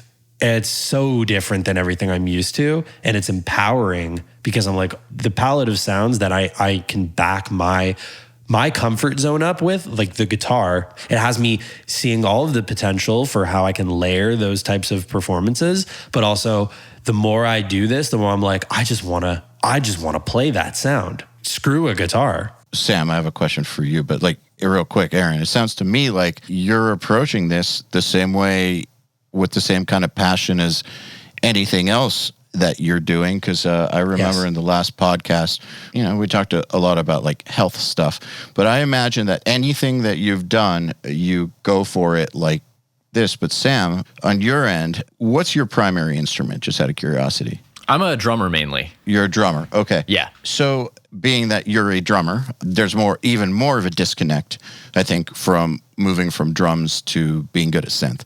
It's because, it's not a melodic instrument or a harmonic instrument. But I believe every word Aaron said about you knowing what the fuck you're doing with it. And he does. Oh, yeah. How did you go about helping yourself understand how to work with synth and wrapping your head around it? Like, so we know Aaron's is get fucking obsessed and passionate and just try to learn everything you can about it and just immerse. Like, what's your method? I think a big one for me was just even when I was like coming up and like I never really went to school for recording or anything like that. It was just like, what is this new thing?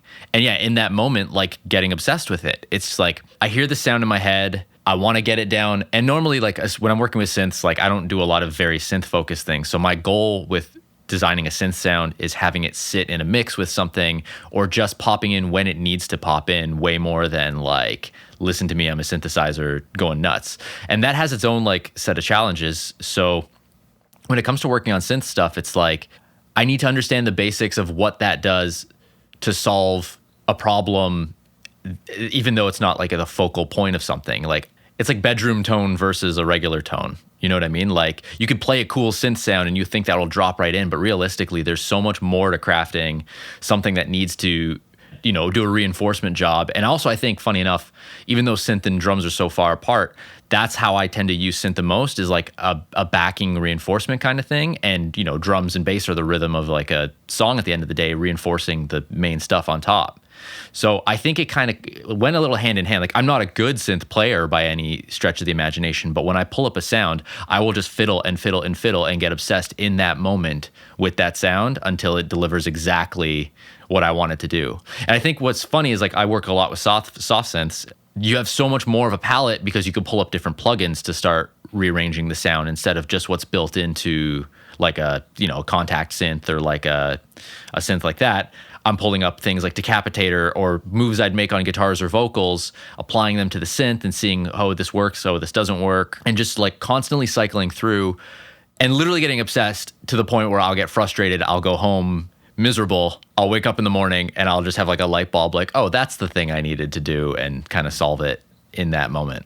Yeah, and I was doing the same thing. Like, a lot of the time, this stuff was just like, oh, this section needs like something ethereal, or I feel like I need ambience. You know, and I've already like exhausted all the moves that I like in the past. I've been sort of guilty of, and maybe not guilty, I don't know, but I try to simplify what the band is doing to like what I could imagine us playing on stage. And I kind of don't go beyond that. There might be a third guitar layer or something that I'm willing to put into tracks. But a lot of the time, once I cap out what we have hands for physically on the stage, then I start looking at things like effect guitars, stylized guitars, and then synths and stuff like that. That's been sort of like my MO. Whereas now I'm seeing its role completely differently. Like this synergy of having, you know, like a unison performance or harmonies or something from the synthesizer that are right up front with the main guitar. Now, you know, getting more comfortable with arpeggiation and textural things and things like that. Like, I'm seeing there's just so much more. I was talking to Tosin about this, actually. We were talking about how it's something he's wanted to do for a long time, and that some little clips and things that I was sending him, and like just my excitement for it was making him think like, oh, maybe I should go buy a synth and get into it. The way he sequences arpeggios and the way he plays a lot of the time is like what an arpeggiator can produce, actually. And it's funny because when you hear arp guitar, you think like, are you trying to mimic that? But the cool thing is as a learning tool, and I've been doing this, set the parameters on an arpeggiator, get the BPM or the divisions slow. Really think about it. Like, is it up only, down only, up or down? Is it inverted? Whatever. Set those parameters, how many octaves it's ranging through, and then listen to it and learn it on guitar. Oh, cool. And then it's the teacher. And then as you jack the BPM up and come up with it, you can explore this sort of ceiling with this thing, and then you can find a sweet spot for it, or you can try to get guns blazing with it. And then it's like, it taught you something, but now you can work hand in a glove with that thing, and you've created something that's going to be so money when you get that recorded together. Or you just use it to bubble around and bounce and spill delays and reverbs off into the background, or, you know, there's so many, it's endless, you know? So for me, it's like empowering in my production, and allows me to feel like, you know, because guitar is really only capable of so much. The limitation actually for guitar now lies within my playing and how much I'm willing to explore my physical technique and what it is that I'm trying to say. But it's the maestro. I want to be able to add to the production. I want to be able to conduct other things. You know, so that's where this whole thing is coming into play. But also, just tiny little segue, and this is why something like, this is a shameless plug for URM. I was, you know, in all of this and working with EYAL, and funny enough, Finn was actually the one that I think put it together for me for the first time. Shout out Finn McKenty. Shout out Finn, yeah, who also, you know, works with us both, and great guy. I watch a guy like Sam just freaking rip through Pro Tools, and I'm like, and all the time I'm spending doing pre-production. And obviously I've taken this a lot more serious. Like I moved into a new studio space, and this, like I said before we jumped on, this whole thing is getting treated in about a week. It's going to be a completely different thing. Like I really want to take it seriously and sharpen my pencil. I've got a lot of time to make up for because I've spent so much time touring, but I've been using URM as a resource for sharpening my pencil in Logic. Good. Yes, absolutely. And shout out to Julian, because that course is great and it's so purpose-built. And I love what he did there from Machine Shop, and just the way you guys make content is so awesome. So for thank me, you. yeah, it's so Glad to hear that it's helping. very empowering. Yeah, no. And also I'm just watching lots of Nail the Mix and just listening to guys chat about stuff. And I went on a little George Lever kick recently, and he and I have been chatting, and he's great. And, like love that Loathe record and other things he's done. And we have very similar taste in gear. So we're texting about gear all the time and nerding out. And that's all literally off the back of URM and Nail the Mix and everything. So like even myself, like I'm getting the benefit of, it doesn't matter what level you're at, you'll appreciate this. I'm doing a online workshop and performance and clinic with Music Masters camps next Saturday. I posted a part of the schedule is what they propose we do like a song critique. So people who are attending can submit their own mix or a song or something for some constructive input from me, and I'll listen to it in real time. And then if they want, they can jump on and we can chop it up in front of everybody. And, I think that's really great. It's worth a lot more than the cost of admission for this thing, right? So I posted that, and a guy wrote, one of the first comments on my Instagram was, because I said something to the effect of, we're going to do this so we can level up together in 2021. Guy wrote, I don't need to level up. Huh? And I wrote, how's the weather up there? And then he comes back to me with the back pedal, right? Yeah. But I explained to him how dangerous that mentality is. All of my heroes and everybody I respect, from Tosin and beyond to guys, maybe a little bit earlier in the timeline of the journey than a guy like Tosin, like anybody that I look up to, everybody's taking lessons. Everybody still takes lessons and consumes this kind of content. So don't ever get stuck in that. The fact that he was blatant enough to say, I don't need to level up, regardless of trolling or not, I had to make an example of it. That's why I said, how's the weather up there? Because that's crazy. I was talking to Zach Cervini. Are you guys familiar with him? Yeah, I'm just the name. Big fan of his stuff. He's a producer, mixer, super young. I think he's 25 or something. Yeah, he's like, yeah. But he's fucking killing it right now. But like, in my opinion, he's been like a shooting star since I met him when he was like 19 or 18. Like, he just did the new Bring Me the Horizon mix and the Architects mix and stuff. And oh, wow. He's great. He used to work for Putney. Then he worked for John Feldman. Now he's on his own. Huge. Dude, yeah. He's a shooting star. Anyways, we were talking, and we were just talking about URM and Nail the Mix. And I kind of said something along the lines of like, I wouldn't want you to get bored or something. Like, maybe it's too basic for you or something. And he was like, no, I've watched every single one. There you go. And I'll keep doing that. I was like, that's awesome. Yeah. How did you learn, Sam? Because I know that you said that so recording for you was like something that came out of necessity. Like, you were the guy who had some gear and like you wanted to record your band or a local band or whatever. Like, what resources were you using at that time other than the obsession and the trial and error and stuff that we're talking about here? Obviously, I think that's like has to be built in for anyone who's achieving things at like a particular level. That is like a given, I think. Mm-hmm. But like, what was the resources, or like how you did it early on, or even now maybe? Early on, it was honestly, it was sort of out of necessity, in the sense of like, I just started a new band, went to like a new school. It was like an art school. I think at the same time, like, I started a new band up because I just, like, ended a band before that, and I was feeling that like creative kick in the moment, like, I can't stop now. I was only like 15 at the time, and you're stoked on everything when you're like 15. It's like, I just can't stop in this moment, or else like nothing will happen afterwards. And that led to recording. And it was always funny because I always had friends who were telling me like, I know you're playing in bands and you're touring and you're doing whatever, but like the recording thing's your like end goal. I'm like, no, fuck you. I'm gonna like tour till I die kind of thing. And that never, clearly didn't pan out. Hopefully not. No, literally, yeah. This year I got to tour or last year I toured till I die. But no, it was the like learning of it came kind of later in life. It kind of started that around like, weird to say, like maybe like 2012, 2013, where I started looking at actual videos of people doing things and like, what am I doing wrong? Breeding out certain habits, or like, you know, getting better at things I didn't feel I was confident at. Like I always felt like I had an ear to make decisions, but I wasn't super strong in engineering at the time. So I like focused on learning how to do things like that a little bit better. And then, you know, tailored what I do now, or what I've done in the last, let's say, I feel like I go through cycles. I'm sure every producer has this vibe where they do something for like 2-3 years at a time and they change it up again. And it's funny because it always coincides with things. So like, you know, when URM came out, I started watching a ton of those and taking tips and tricks from those and incorporating them. And then, you know, I realize I share a studio space with my partner, with my friend Anton, and he is an amp guy and I'm not an amp guy, and seeing him and mic things up and seeing me take a similar approach to like, you know, I just don't do amps anymore. Like it's just not a part of my creative flow where I need to achieve that. You didn't sell your shit yet, did you? You sell your shit? No, I didn't sell any of my shit yet. I don't know. I feel like I can't, you know what I mean? But maybe I should just fully let go and I'll become like the tone god the second I stop having an amp in my possession.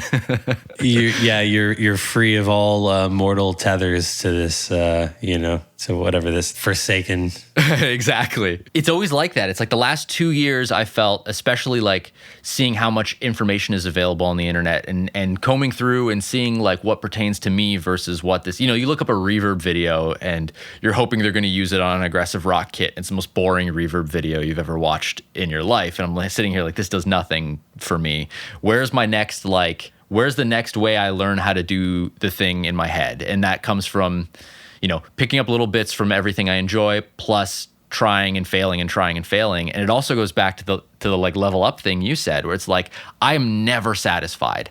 I like do not ever think a mix of mine is finished, no matter, you know, I'm holding the vinyl in my hand and I'm about to listen to it. I'm like, this fucking mix is not done. Why is this like this? But that also gives you a sense of purpose in like, especially lately, I've got so much mixing on my plate. Like I have maybe like 3 or 4 albums worth of mixing I have to do right now. I'm so excited to do it all because all of it is going to be constantly learning how to make these now like my best things. That's excellent.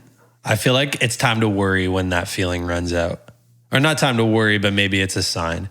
Because I always feel empty. Like, you know, you and I we lost our mind in that room you're sitting in. You know, and you do all the time, you know? Yeah. But I will always reach a point in the making of a record where I'm like, how in the world am I doing this again at some point? And I don't know if it's because I couldn't tour right away based on the circumstances or whatever, but I feel like as soon as we wrapped up, I was like, more. And that's such an empowering feeling, especially within proximity to have completing such a, you know, it was absolutely effortless. This is the easiest record that we had made and the strongest one, which says a lot. But to have poured yourself out like that and then feel like it's go time again, awesome feeling. I'm addicted to that. It's good. It comes with its fears when you're making records. I think it always comes with its fears for me when I'm mixing, because I have this bad habit that I broke out of for a little while and then it kind of crept up on me again, where I was doing my best to not, like, I wanted to finish a project before I moved on. And COVID kind of made everybody cancel and then book real quick. And then I'm not able to do that. So I'm sitting on, 3 records, like I said, like 3 records worth of stuff I have to mix. And the straight up fear that comes with me about to mix one of those records is insane, because I haven't mixed in so long. I've been in production mode for, 3-4 months straight at this point, where I can't remember how to mix in that moment. And honestly, it's like muscle memory. Boom, I start to make moves, but there's like a straight up moment where I'm like sitting in my, like, especially I got home from Australia and I'm sitting in quarantine, like, I don't know how to mix. I don't know how to do my job. So, question for you about that fear. That's interesting. Tell me if it's like this. I just want to see if I understand. Back when I was in the band, I always had this fear that I wouldn't be able to write another cool song. And then one of the fears with Nail the Mix Too real. is always like, how am I going to top what we just did? Yeah. It's just always there. Like, am I going to be able to do this again? It's irrational, because I've always been able to do it again. Yeah, exactly. But that doesn't mean that the fear's not there. Like, yeah. And is it kind of like that? How am I going to do this again? Like, I don't even know how. And then you just do your thing. And of course, you know how. And it's exactly that. Yeah. It's like, I like literally will have crippling fear that I don't know how to mix, or that it's crazy. I hate that my brain does this, but like I literally like sit in panic with like SSL channel strip opened in my head, wondering if I remember what those fucking knobs do in the moment. You know what I mean? Or like thinking about like parallel compression and like what I'm looking for sound wise. Like my brain literally turns into this technical mess of like, I don't know how to do the things I'm doing. And I'm not a big template guy. Like I have a couple like things here and there that I bring to every session, but when it comes to sort of like the nitty gritty, my templates are more like I have plugins I'm comfortable with more than like a starting point per se. And I think maybe that might be it too. It's like, I don't have anything to go off of, but I also don't want to. I want to like try to approach everything as fresh as possible. But yeah, I'm my own worst enemy with that, where I'm just like, I don't think I know what I'm doing. I think everybody knows I don't know what I'm doing. You know, like it's straight up imposter syndrome for a minute, where I'm just like, someone's going to catch me in this gigantic 15-year lie I've pulled off of me just being a gigantic fraud. I think that's just a byproduct of the like type A, like obsession or obsessive type. It is. It's just like a nasty little artifact of that, like the driven mind frame or personality type that does these types of things. Cause I get it too. Likewise. Oh yeah, I'm sure, you know, and especially with entrepreneur types, like I can only imagine you got a lot on the go, but it's crazy. It's like, it always happens, switching the mind frame over for me, like, you know, recording, coming off the road, writing and recording, and then going back into the touring mind frame. They're like, that's like stepping through a portal each time. They're so different. So I always get this anxiety of like, can I perform? Yeah. Like, can I play the same way? Can I play with the same vigor I did at the last show of the last tour, where I was so dialed and I knew like I could just put my eyes closed and run around the stage and it's just coming out of me. Was that just a fluke? Was it just a fluke? But that guy is worried that he can't write songs. Yeah. and the guy who can write songs is now worried he can't play them. So I'm a nut, but like I think it's normal. I had anxiety recently just because I had to gear up and like get, you know, 4 or 5 songs in shape for this workshop I'm doing. And it's just a performance, like here live, like, you know, to a closed group of individuals who've cared enough to, you know, purchase like 4 hours tuition to this course. Like, of course, like it's low pressure and stress for me. And I've just shot like all these playthrough videos with Wyatt, and I just made the record, and red light syndrome is infinitely more terrifying, you know? So it's like, what am I worried about? And, you know, my girlfriend was making fun of me because like I closed the door to the studio room, and it's like, okay, I'm going to see if I can step through 2 of these songs. And then I use Amazing Slow Downer, if you know that app, so I can like play everything back. Well, I'm not an Ableton guy, and it takes too long in Logic to slow things down without mangling the pitch. So I just, or I guess there's VariSpeed, but he's learning, so it's fine. But I open up this little plugin on my desktop, and I throw it in, and I knock the speed down by like 10%, step through it so I can remember my parts. Then I put it at tempo and play it, and then move to the next one and play it. And then it's like, okay, practice is done in like 45 minutes or whatever. And it's like pretty painless. I didn't have to like redo much. It's like, what were you worried about? Well, anxiety is not rational. Yeah. No, it's just, we're just fancy monkeys, right? So like we still have that, you're just going to worry about something regardless because your brain can't tell the difference. There's no actual threat. You're just getting wound up about something you're passionate about, so it manifests in that way. Yeah, it's trying to help you. Yeah. It cares about you. But then procrastination brain is a whole other thing. So then like you get stuck in this weird paralyzed thing where you're protecting yourself from the emotional trauma of combing through executive function, and then you're just paralyzed thinking like, you know, it's like, I know I can, but I can't, but what? And then you just cry in a cold shower. Well, you know, I feel like if you don't have a little bit of imposter syndrome, there's something wrong with you. Yeah, the ego. There's something up with the ego in that individual. Yeah, I think so too. I think that you need to think you're a fraud. Yeah. Like that's a weird way to frame that, but like I think you need like a dose of it every once in a while. And trust me, I feel like that. When you said that, Sam, I'm like, yeah, 100%. Yeah. Yeah, it's totally that. Like sitting here right now in this exact moment, I feel no imposter syndrome about any decision I've made, you know, for the last, 48 hours, let's say. But it doesn't mean that's not going to come back. It doesn't mean that it's gone forever. You know what I mean? Like, it's just... No, it comes in waves, yeah. Exactly, yeah. And like, I have a clear enough mind right now. I've actually mixed a few things in the last couple of days where I, clearly haven't forgotten how to do what I do.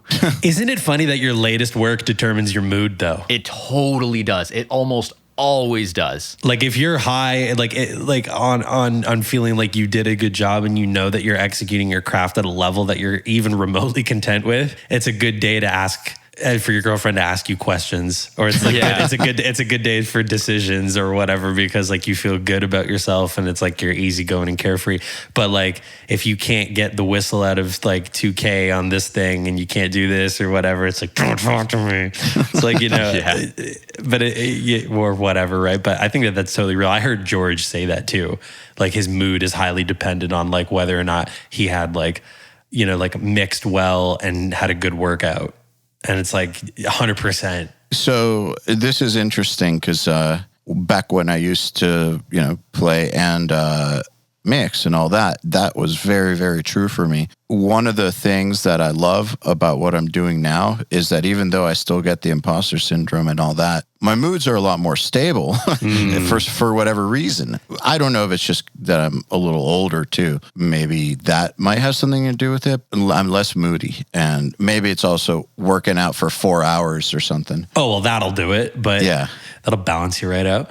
I think that as you mature, like, it should stabilize. Should there not be anything extraneous going on in your life, or like you're dealing with, there are certainly factors that can lead to that. But I feel like I've been a lot more stable. Like, it was only recently, like last week, that I like straight up told my girlfriend that I think now the like lack of social interaction and social variety and stuff is starting to get to me. And I never once last year did I complain about it or like say, this is a real bummer. I really wish I could do these things. Or like, I'm like genuinely saddened by the fact that I can't see friends or we can't do these types of things. It has not been a factor. Maybe I've just been down the rabbit hole with the music and whatever, and I can certainly get tunnel vision. But it was only recently that I slowed down and was like, yeah, I think something's starting to get to me now. Something doesn't feel, I feel stifled. I feel like I'm in the cage now, And then we talk it out and realize like,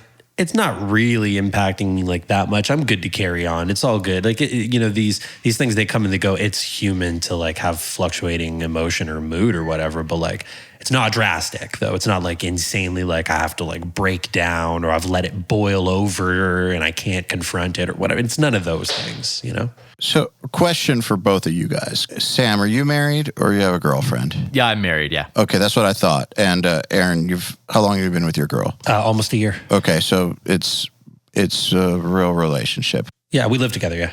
Okay, yeah. One thing, and I used to do this, and I know that a lot of creative people do this, and I don't do this anymore, but I don't do it because I worked really hard to not do it. I used to let the stress of whether it's something like you were just talking about, like this mix I'm working on sucks compared to my last one, and I'm in a horrible mood, versus the stress of like, are we going to get this tour or not, hanging in the air, like all that kind of stuff, to like, am I going to get this booking for Nail the Mix that's going to make a huge difference, in the early days.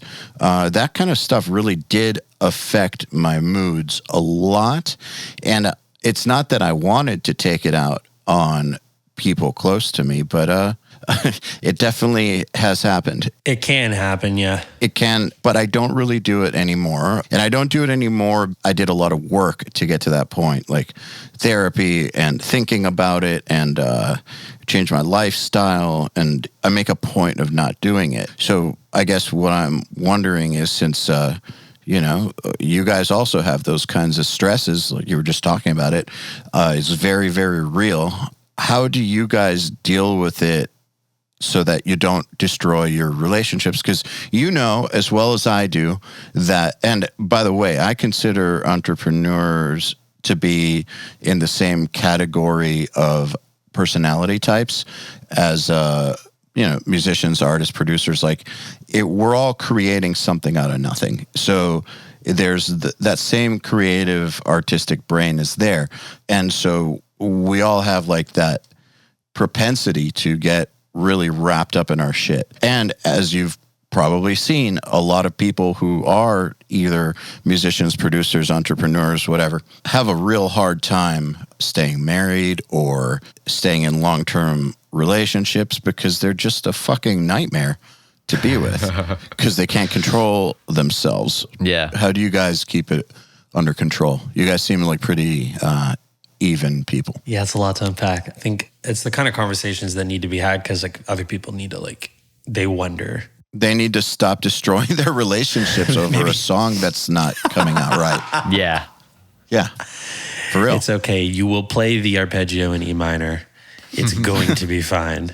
You don't have to burn the house down. The thing is, as you get older, you realize that relationships are like life. Yeah. They're one and the same. They're everything. It's the bedrock of like your whole frame. It's like the framework of your entire, like what, if you don't have that, what do you have? Yeah, and if you're destroying that for work... Oh, that's self-sabotage. Yeah, and we do that to ourselves a lot, so that's why I'm asking. So I have to say that, provided we do another one of these at some point, once touring resumes, I'll re-answer this question for you because, new... I'll ask it again. Yeah, we'll revisit. New dynamic. So for me, and it all, took place in the confines of everything we've experienced since March of 2020. So a lot more predictability and stability in that capacity because I'm here and not doing 150 to 180 shows annually, which it can get to be that when things are in full swing and should we not have been derailed, I probably would be that busy. When it's in that mode, it's obviously just about, quality communication, but there's a realistic level in which the individual on the road is able to actually yield, uphold that. So then the next part of the equation is how secure and balanced is the individual at home. And this is complicated because there are variables here. And I've learned through experience that you can do everything perfect, but it's, it takes two, right? So the other, part of the equation at home, perfect is never enough sometimes. So that's unreasonable for the traveling individual if they're doing their best. So it's going to be largely based on your dynamic understanding, communication overall, but then that it's rooted in a level of security for the other part of the equation and them being okay with knowing that, VIP ran late or you're in New Zealand and, or whatever the thing is that kept you away from your phone, knowing that everything's gonna be okay, you're gonna be there. It's fine. You're not you're not doing something promiscuous with a fan because you didn't text 15 minutes after you said you were going to stuff, whatever, right? So that's part of it. But then at home, like you were saying, letting the work life, not being able to nail a part or a mix or can't perform something or had a bad writing day, week, month, that's a thing. Not letting that ruin your interaction. You got to check yourself. You got to leave it in the studio, and it's hard for obsessive people because we take it with us everywhere we go. I don't know. I feel like I'm better equipped to give you perspective on that now because I feel like I have to prove myself less because I have a steady career that, the machine runs itself. You're an established adult. Yeah. Yes. And I can go off social media for a long period of time and bury my head and just live my life and be away from it all. And it still pays the bills and does everything it's supposed to do, and the company doesn't fall apart. And there's no I put the time in early and the work in early to get to a point now where I can take my hand off the wheel a little bit every once in a while and make space to have balance in the rest of my life. So a little bit of a different perspective from where I'm at now. I can speak to that a little bit more in trial and error, of course. But ask me that question 3-4 years ago. I don't know, man. I was bad at it early on. We're all still growing. So, what's interesting about what you're saying, and Sam, I want to hear your take next. Mm-hmm. One of the reasons that I've gotten better too, in addition to working on it, is because of the success, not because of money or things like that, not the superficial reasons. Personal satisfaction and feeling fulfilled. Exactly that. And the fact that I'm not clawing my way from the bottom at this point. Like, I'm still working my ass off. Like, I still feel like I'm just at the beginning, and there's like still a mountain to climb, but like I'm established as myself, and I'm an established adult. And so there was a time period at the like earlier in the career where you guys know how it is, where you're not established. And so your whole life is focused on establishing that and getting good enough to do it, and then doing the work. Once you're even good enough to have a shot at a career, then the actual work of building it up to the point where you are established, like, it's very hard to be an even-keeled person at the same time. Yeah. Mm-hmm. So I think that the success has helped me. I will make time now for a relationship, whereas I did not before. We're on the same page with all of that, by the way. Yeah. My priority was completely different. And you know what? Maybe they weren't the right girl or whatever, but at the same time, I don't regret it at all. I don't look back at any of those failed relationships and wish they worked out or wished I was different. Like, I'm glad that I prioritized the career, because now I'm in a spot where, yeah, the career, I still go fucking hard, but I can take the time to allow someone in my life without feeling guilty for it, which means I can be totally present. Exactly. And it all ties in with the ego and like that self sort of like security versus insecurity type stuff. Like, these are all tied to the same persona and the ideals that we're achieving and like your goals. Like, it's crazy to me that there's a lot of people that don't, I mean, there's a lot. Do you guys see that Disney movie Soul yet? You watch that? No. Okay, you got to watch it. You guys got to watch it. I can't reference anything because you haven't seen it, but it ties directly into this. And there's this whole like visual dichotomy between like inspired souls like vibrating in this other realm of like, this is like what it looks like, you know, when all the lives on earth, like when you're in your Zen state or your flow state, and it's like they represent like these vibrant little colored like souls in like another dimension, and then underneath it are all the lost souls. And it's like, you know, we all know those people, right? We all went to high school with them, or you know them in your various walks of life. And it's like, it's so crazy that they don't, you know, the average person doesn't. This is where, you know, a lot of like relationship dissonance and the need for like therapy and counseling and these types of things come from, is because they don't have the ability to be introspective. And I'm not like gassing us up because we can sit here and talk about like, you know, we're just self-aware.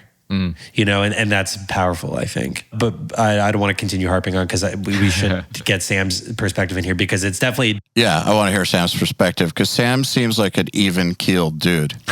Very different. That's what and you think. Yeah. I know. That's what I think. But you seem to me like, out of the three of us, you seem like the most sane. I don't know. I mean, I have my moments with it. It's funny. You guys both touched on different things that are almost exactly how I feel, but also at the same time, sort of the opposite. Like, self-awareness is a blessing and a curse. And I think it's easy for the three of us to admit that to certain degrees. I've always had the ability to turn off work when I leave, but work is always in my life equally divided with my relationship. And, you know, I've had talks with my wife about this, and she's very understanding, thankfully. And she really does get these sorts of things where it's like, you know, we've talked about career, where she says, you know, I work a career to plan for the future.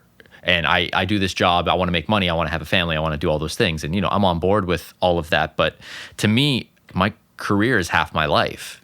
She's half my life in the career. Neither one really steps above the other. You know, they have their moments where they will. I went to do a record in Australia in the middle of a pandemic. That was my career stepping ahead of. Sam's essentially been gone since the time we wrapped my album, which is crazy when you think about it. Yeah, I've been nonstop work since a month before we started your record, basically. Which is like tour. So it is similar, actually, when I think about it. I did sort of make the comment that it's going to be a little different for Sam, but really when you think about it, it is actually, you can get lost in the studio down the street just as much, trade hours all weird, and still feel like you're not really together. And then you go and do something international like Australia. You know, it's very much like tour. Producers get dumped all the time. Yeah, and that's the thing where I was saying, where it's like, you know, there's a lot of the similarities, but right now I'm actually experiencing the opposite, because while a lot of musicians are sitting at home, a lot of recording guys and producers are almost like slammed with work, to the point where, you know, like on top of that, there's always the fear, like I'm, coming out, I still think I'm very much early in my career as well. So there's a lot of times where I'm taking some opportunities, and on top of taking opportunities, I'm rescheduling because of COVID and everything. So I'm slamming the second half of my year, maybe even like the last third of my year with a whole year's worth of work. And for the first time in my life, I really don't have a problem talking about it, but like for the first time in my life, my relationship has actually taken a bit of a toll, where that was never something that really was in place before, because I'd have a bad day at work or I'd have a stressful thing, but I'm pretty good at, eating or sleeping, and I'll wake up refreshed and turn it off when I get home and wind down with my wife or whatever. But for the first time, work is sort of, there's so much on my plate for the first time in a really long time that I can't come home and stop thinking about work. Or I can't, I was in Australia, I was in a different time zone. I wasn't able to really work out in quarantine for 2 weeks while I was like there. Like I was, but I wasn't as active as I normally was. Plus just not being active as much with gyms being closed down and things like that. Before that, my brain starts clouding up. I've got a month and a half where I'm halfway across the world, totally not as focused as I should be. So I'm picking work because I'm there for work, And for the first time in my life, I didn't prioritize relationship stuff nearly as much. And it got to a point where I had to, I started talking to a therapist about it. I started trying to figure out what the thing was. Like while I was in Australia, I've never talked to a therapist in my life. Not that I never had a problem with it. I just never really, it hit the point where I was finally like, I need to fix things, or else, at 30 years old, I'm going to blow up a marriage, or at 30 years old, I'm going to fail at my job finally and not be able to do the next thing. So it's weird. Had you asked me this question 6 months ago, just like Aaron's saying, had you asked me this question in a year when I'm touring again, had you asked me this 6 months ago, I'd agree with you 100% that out of the three of us, I am the most level-headed guy. But I've actually kind of hit this little point in my life where I don't want to say things are falling apart around me, because that's not it at all. But if I don't make the next moves correctly in every aspect, I will face a total meltdown at some point. So I'm balancing that right now. I'm learning how to, and honestly, it's weird to say, but learning how to do that is an important and enjoyable process, because the next thing that comes out of this is the next generation of me, the next generation of my relationship, the next generation of my job. Listen to this guy. Come on, how inspiring is that though? Because like the average person, dude, good for you. It is. Good for you, dude. Good for you. Like I'm not just blowing smoke. Good for you, because so many people would just like cower and wither, or they would like hide they wouldn't have that conversation with EYAL and I right now, would be afraid to like air that out. Like the fact that you're willing to just be open about that, and you've recognized that like you have to do the work now to like evolve for the better, like it's like you're pretty much, in my eyes, good as already arriving at the consequence, like the end result of everything you need to do. Because like so many people are they blow it in that moment and like let other things get in the way and like won't admit. That's the first step, isn't it? It really is. That was like maybe the biggest thing. It was like, I've had to rearrange some work totally solely because I have like too much on my plate. I've had to put aside things.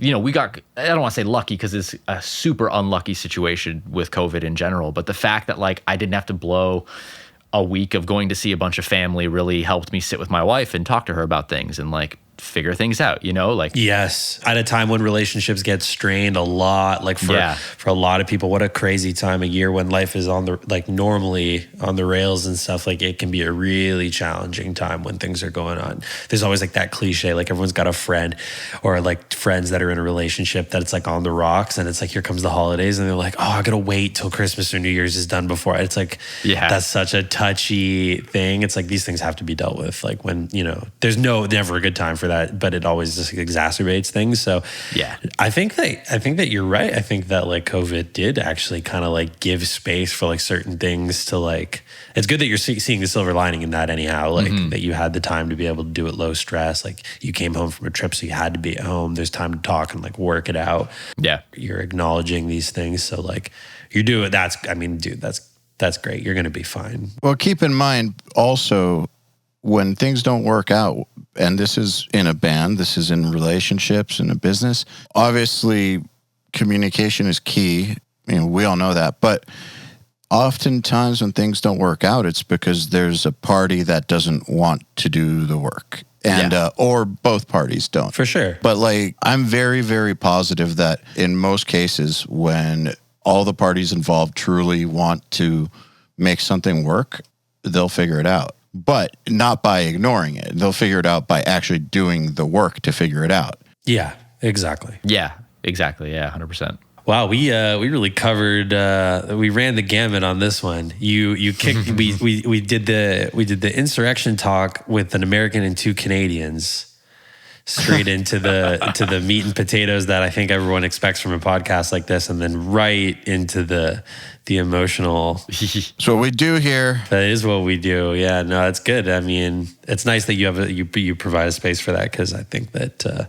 I don't know how else you reach. What is this? Are we going on 3 hours or something crazy like this? 2.5 hours. We'll be there pretty soon. Yeah, I don't know how else you get there unless you cover it all. So shout out to anyone who makes it this far, because that's dude, most of them do, believe it or not. I know that. I know it's amazing. You have a very dedicated listener base. I get hit up all the time. People love the Riff Hard podcast, and I listen to yours all the time. That when the gym was a thing, and even now that it's not, just for little home workouts and stuff, URM is definitely one of the ones, it's great. It's nice too.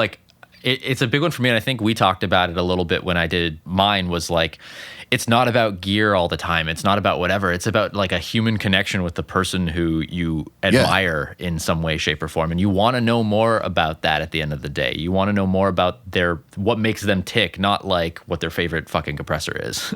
And if you do the gear thing, it's done in fucking 25 minutes anyway. So it's yeah, exactly. Not just that, the gear thing, there's no way that covering that in a podcast is going to be better than what URM does with video. Well, that's also it too. Yeah. Why are you going to listen to a dude talk about compression settings when you could watch him do it in the format that you guys provide, which is arguably that's the place you want to be learning that content anyway. So yeah, exactly. It's not that the person that I'm talking to is half-assed in any way. It's just a half-assed way to present the information, in my opinion. Yeah. Yeah, for sure. It's not the right format for that. I know that work is work and it can't always be fun or whatever, but there's absolutely no way in hell that I would be putting in the time and effort to do these podcasts if that's what we were talking about. Because I don't care about gear that much. And I could just picture you having to talk yourself into sitting down every day with another Can't guy do and it. talk about compression settings. Yeah, no, you can't do it. I know I couldn't do it either. There's not a chance. And trust me, I love talking about gear. Yeah, exactly. I wouldn't do it. Well, I don't have anything against gear. No. Of course. I think people understand what we're getting at when we say that. It's I don't have any tattoos, but the first one's going to be my string gauge on my forehead. So I'm talking about gear till I'm blue in the face. It's sick. But other than some other little shit, the last shit I was probably texting Sam was videos of me jamming on the Juno and stuff and talking about this and that and how sick this is and what we're going to do with this and that. We get hype on stuff. But of course. Yeah. Tools of the trade. Yeah, of course. There's better ways to put that across to someone who wants to learn about it. Because, for instance, talking about gear was one thing if you and Sam are talking about it because, you're both pros and you're talking shop. But if we're doing something that's educating people who are not pros, who don't know about this stuff, and here's a perfect example. APIs, great preamps, are known for the harmonic distortion that they can add. They can make things sound a little dirtier. And when you read about that or you hear someone talking about that, if you've never worked with one, you might mistakenly believe that it's similar to what a pedal will do or gain on an amp, like a guitar amp or something. And if you work with them, if you've recorded on them, you know that it's subtle, and you got to push them really hard to get any of that. But it's subtle still. It's not some extreme thing like on a guitar amp. But if you just hear people talking verbally about things that you're supposed to be able to hear to understand, you're missing a big part of the necessary info. And so you could be miseducating people and perpetuating dumb ideas. And I've noticed a lot of people have dumb ideas about gear because all they go by is something they read or heard somebody talking about on a podcast and didn't understand what they meant by it in the first place. Dude, my favorite from this last week was somebody posted a status on Facebook and it said, LOL at bedroom gent guitar players playing their Agile 8 strings through their Kemper and complaining that Gibson bought Mesa Boogie. I thought that was so funny because it's exactly that. It's like, you don't have that like tangible or real world experience with the equipment. You've just you've got this like very narrow cross section, and a lot of guys don't even have those things. They don't even have any of it. They just watch YouTube videos and read stuff. Yeah. And have like opinions about stuff. I didn't really mean to take it in that. It just is something that was on my mind, and I figured you might appreciate that because I certainly LOL'd at that. That was amazing. But no, it really is like that. Like, and I know that I'm certainly can be capable of it because I get excited about stuff and I'm passionate about things. So like, and certain buzzwords get you excited. Like you started talking about harmonic distortion from an API. And like now that I'm getting into recording, right, I understand how nuanced and subtle, like we're really like, if we're to get excited about that, then somebody goes and buys a preamp and thinks that they're going to plug their guitar straight into it and get on this world. It's like you are in for some severe disappointment. That is not the instant gratification that you thought you're going to get for the money that something like that costs, or you think it's going to give you like dirty sounding drums, like vibey, dirty sounding drums or something, and it's like, no, not exactly. Yeah, it's like, I tried running my GGD sample through my. It's okay. We're done here. It's crazy, and look, I worked in music retail, like. Whether this is offensive or not to anybody, like when it was a commission sales environment and stuff. And like some of my coworkers used to say that I could sell a guitar to the handless man. And, it's like you can get excited about stuff and really like glorify and describe things in certain ways and use buzzwords, and your energy can have an impact on an individual, especially if they're an impressionable type, and nothing will sell a guitar more than sitting down and playing it for them and making it sound a certain type of way. And yeah, that's for instance why we don't monetize this podcast. Okay, tell me about that. None of the sponsors for Nail the Mix pay us. Oh, because you don't think it's an accurate platform for... Yeah, I mean, maybe we're considering taking sponsorships for the summit just because it's like such an expensive event. Right. But like, no, we have never taken any money for the podcast, and no sponsor for Nail the Mix has ever given us money. It's straight up, they're giving us prizes for the competition. And it's because we know how impressionable people are. And we want to remain unbiased. And we want people to be able to trust that the info we're giving them is not being tainted. It's not misleading or like, yeah, and you can comfortably have these discussions where we can go in one direction with it or another. Like we can, like... Because sometimes, these things are indistinguishable from satire. So it's like, it's probably safer to do what you're doing with that. I actually back that, I think, because then we can freely discuss. We can freely discuss, and then we're not taking advantage of how impressionable people are. Right. Yeah, exactly. I like that. It's important for the integrity of what URM does. Riff Hard Podcast is a different kind of thing. Sure. Because, gear does matter to guitarists, of course, but it's a whole different sort of thing. But with URM, I'm not saying that there's a trust thing at Riff Hard. There isn't. It's just for exactly what URM does, we can't be taking money from sponsors or anything like that. No, I like it. I think that that's pretty cool.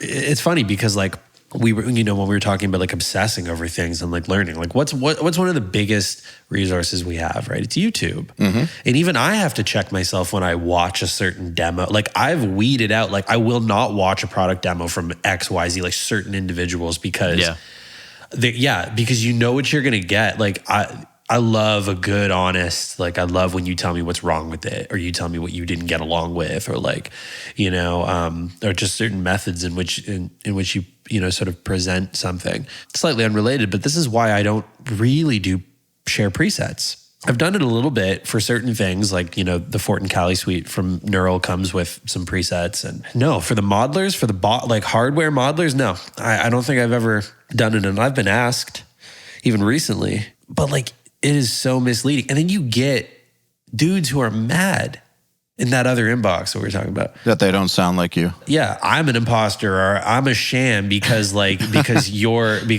like your 1 KRK in your grandma's attic isn't producing like this. It's like, dude, don't. I have a story about that. Back in 2015, me and Finn had an online tone store. Selling like preset packs and things? Yeah. Okay. We did it 2014, 2015. And like we had some from like Jason Richardson and like John Brown and cool stuff. Like the John Brown ones, for instance, were the presets he used on his Line 6 stuff on, man, I can never pronounce the name of the record, Amanuensis. The Amanuensis. Yeah, like all he did was export them from his pod, whatever, and we sold them. So they're exactly what he used. That now, is the thing dangerous, is, we know that he's got incredible Hulk hands, and he plays. Oh, he's playing them a certain way. They're sitting a certain way in the mix. There's a lot of factors there. They're very low gain. Oh yeah, he beats the piss out of his guitars. They're extremely low gain. They probably all feel like they're like heavily gated, even though they're not. Yeah. There's not enough. Yeah, there's not enough like instant gratification. Like, oh, the tone plays itself. Like, no, some guys actually do play their instrument. It's like the work comes from the human. It's not from the user. We got people really mad at us for like selling them the fake tones.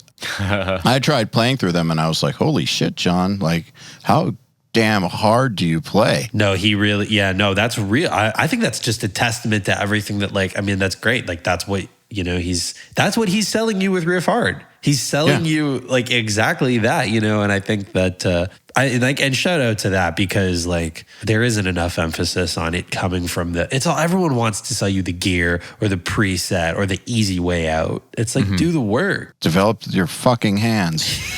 It's the God thing, damn it's the number one thing that's driving the entire product. You can't even use the product without that. So it's like, yeah, it's crazy to me. So I have some questions from the audience. Perfect. That I want to ask you guys before we sign off. I have a question for Sam really quick. The X is on the board behind you. Is that my nonsense still? Yes, it is. Nice. We got the progress board back there. That's this still from. The easiest way to put it is you were the last like serious record where we were able to just chart it and start knocking stuff off without me pulling my hair out. So that's why that hasn't been wiped off yet. Oh, wow. Okay, cool. Insight. We'll talk about other things later. That's nice. The big old party category with a bunch of X's in it. Let's go. Yeah. Very nice. We're talking about a whiteboard if people don't know. The one, the ones you see in all the studio docs with the X's. We're organized. We know how to make a record, right? Yeah, the last one, you can't see. The last one says party, and every time I finished a mix, I crossed off the party. Just big old section. I mean, that's what matters. And we had a pizza party. We did. Yeah, that's right. We did. We had a pizza party. So this is from Maximilian Mueller, which is, what's the process behind getting the intervals song, I guess the one that we have on Nail the Mix, to sound so funky? The song is metal at heart, but the mix doesn't sound like a typical metal mix.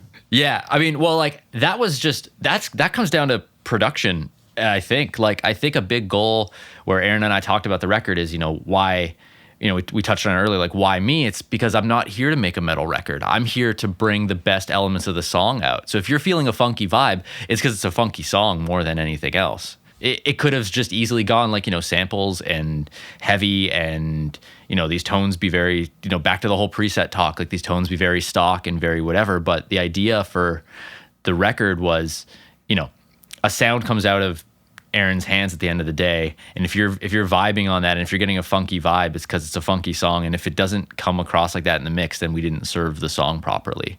So I think that comes down to, like a conversation that you have before you even press record. Like, what's the end result for this record? For sure. And then there's also just the added element that Nathan doesn't play drums like a metal drummer.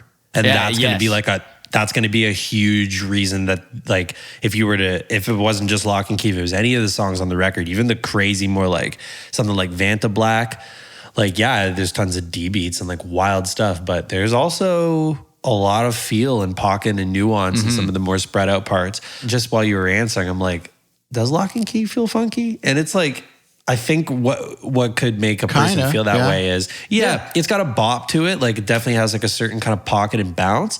But then as soon as it opens up in the verse and you hear all of that like nuanced, loose hi-hat work and stuff that Nathan's doing, like to make those grooves feel, and it's just spacious all of a sudden. And he's like, we don't edit everything. He plays dead tight to the grid. Like Dean knows how to preserve Nathan's performance. And that was something we were really, really focused in on, was making that, he plays his heart out on that drum set. And there's a reason I work with Nathan. There's a sound and a feel and a performance and an energy and a charisma to his drumming. So for sure, that's going to lead you to feel that way. You don't just, if it was just my my pre-pro MIDI drums, it might feel a touch more rigid. However, I take pride in the velocities and the timing of those things. So it was pretty close, but as soon as Nathan touches it, it all of a sudden breathes a little more, and that's going to make it feel that way for sure. On top of everything Sam said. Extending that too, I think it's all three of you guys, really. Like, you're the three best people to make a groovy record. You, Jacob, and Nathan. You know what I mean? Like, regardless of the fact we did it back, because like everybody these days, I'm sure, like, we did drums last for the record. Bass was done, in another country for this record. No matter what, if you can connect to the fact it's funky, that comes down to these guys knowing their shit and producing this record in a way to preserve what they did at the end of the day, more than just punching note for note and, quantizing every single thing and dropping samples everywhere. Like, there was effort put into the preservation of the performance, way more, I'd say, than almost any record I've worked on, maybe ever.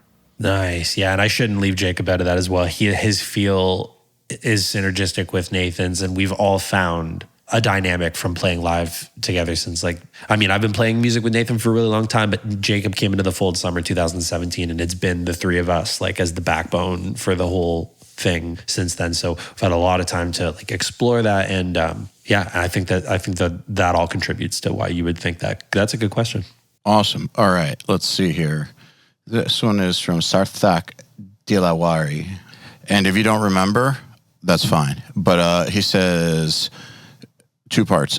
Did they use high oversampling on the Neural DSP plugins they use for the record? And also, what were the settings on Distressor that they use on the way in for the guitar DIs? Did we use Distressor, or were we using a different compressor? I'm pretty sure I used the Distressor. The Distressor was totally set in a very transparent way. It was probably 2-to-1, and it was only taking off like your most percussive guitar moments, if that makes any sense. And that's just a safety net. Like, I didn't need to do that at the end of the day. It's something that's been ingrained in me since I've always recorded. I don't know why I always hit DIs with Distressor, but like, I wasn't looking for a tone or anything like that. I was literally just having like a red line protection at the end of the day on the guitar DI. And then, there is a sound to passing through that transformer, of course. And if you it, you might as well use it. But I can still, and funny enough, I need my presets for a project that I'm working on. Sam's going to send them to me afterwards. But like, I can still plug straight into my UAD, and I'm going to get the same response out of the presets. Like, it's not like the Distressor was doing something magical or whatever. In fact, I was surprised to know that there was a compressor in line on the way in. Just there for protection. Yeah, just there for protection. So that's cool. And then the oversampling, did we go high? We went high on everything, yeah? We did, yeah. When we did the very first song, I had my iMac, and it was shitting its pants its entire time. And it was the reason I went out and bought a new iMac before we did your record. Oh, because I was like, fuck this, we're tracking everything. I want to hear it high sample. I want to vibe it high sample. So yeah, funny enough, I think when we got, because there's a feature on Lock and Key. Yeah, that's right. And Josh sent his guitars over, and he had the high sampling turned off on one of the prints, and you were wondering, you're like, did you? And then he's like, oh shit. And then he went and switched it, and then we got all this dimension in top end that wasn't present before. Yeah, it literally turns it from an amp sim to an amplifier. Like, that's the easiest way to put what that switch does. So I think what we did was, I reprinted all of his main ones, like anything very, very important with it. But a lot of the stuff that we just tucked in, I probably kept his printed versions that he sent my way. Sure. And there's a sound with keeping it off. Like it is kind of like a presence roll off. There is like, if that's attractive to you, I mean, sure, certainly there's other ways of doing it. But if CPU preservation is something that's important or like a factor for a given individual, like don't be afraid. Like you can certainly do it. I keep it on high on all my stuff for sure too. Yeah. Since I've had this iMac, I've had like zero problems keeping like, 15 rolling in a session, all on high, parallax on high, and then it's fine. Yeah, this computer's a beast. I love it. Very sick. All right, final question. This one is from Instagram, actually. It's from JimmyCan95. Why did Aaron choose to track his parts with Sam? He could have tracked them on his own. Why did you choose to track him with me? Because I don't like tracking myself. I fucking hate it. I don't like putting the pick down to touch the trackpad or the mouse. Like I don't know. So you wanted to be a guitar player? Yeah, like I don't want to. Yeah, imagine that. Look, I'm enjoying it. Like now that I'm writing with like there's zero pressure, especially because I just bought myself a lot of time with the new record, and like I'm okay with it sometimes, and I am finding a new joy daily for coming in here and like turn the lights on in the studio, turn all the gear on and make stuff. And it's cool because there's a different set of expectations. But for final takes, no. I need to focus on the instrument. I need someone who can just rapid fire, like re-cue the playhead and hit record again and go. And like if we're punching a moment, like I don't want to worry about zooming in on transients and worrying about crossfades and stuff like that. Like that's just not, some guys can do it. I don't know how I'm supposed to manage both parts of my brain to the fullest of their potential simultaneously. Especially considering like Sam knows how I work. Like we're scrutinizing like minutia that you would never consider. Yeah. For different reasons, go ahead. I was going to say like that comes down to like, I couldn't imagine how frustrated I would be being you if I'm really trying to nail something and every second I have to like reach for the keyboard or set up a pre-roll or something. You know what I mean? Like when you fucked something up, which in my opinion, you didn't fuck a single thing up. You just wanted to do it until you like got it. I get it. I don't know about but like, that. you know what I mean? Like there were some moments in the studio which I felt were exhausting, but also felt to myself that if you had to do that on your own, you'd fucking throw your guitar and explode, you know? It's impossible. I can achieve something that would be passable and it would take a lot out of me, or I can relegate that to the jurisdiction of a professional. Like I always use this analogy, but like if I need a tooth pulled, I'm going to the dentist. Yeah, exactly. I could pull my own tooth out for sure. Like we could make it, there is string and a doorknob in this apartment. We can make it work. I've got a wrench. Yeah, exactly. Give me a toothpick, an avocado, and a snorkel. Like I'll make it work.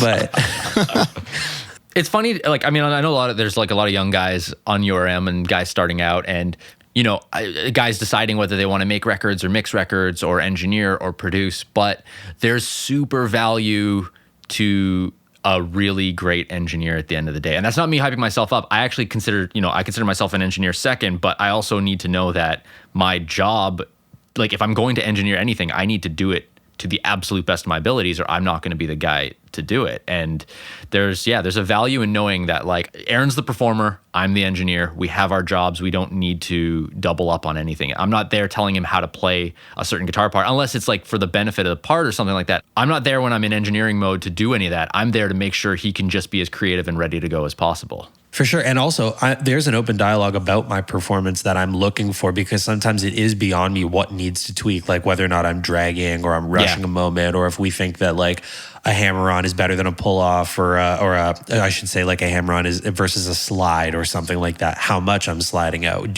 How far down do I go? How much mouth do we put on the pinch harmonic? That's like a acronym or like an adjective we use often. Like that was mouth. a big one, like the mouth. Yeah, you know what I mean. And like we're so once I get him dialed into how I'm thinking, I can offload. It's like DSP. It's like this processor is out of cores. Like I need him to be running some of that processing so that we can both think together in tandem, and he can hear what it is that I might be missing out on because I'm he can get micro while I get macro. I'm trying to deliver an entire sequence. He's like, the third note is the thing. It's like, okay, got it. Yeah. So it's all about team, man. You got to have a team. Like, I don't want to do that shit myself. I don't think there'll ever be a point. Like, I did something recently for Tune Track, and Putney mixed it, and it was for his drum product. And like I wrote and recorded that all within like a matter of days and finished it. And I was so nervous because I'm like, Putney's gonna like mix something that I recorded, and like I always feel like my recording is so half-assed, but I really pushed myself, and it took a lot out of me. It like, you know, you can go to YouTube and you can check out Drumception if you search my name and Will Putney's name or Tune Track or whatever. Like you can see that on YouTube.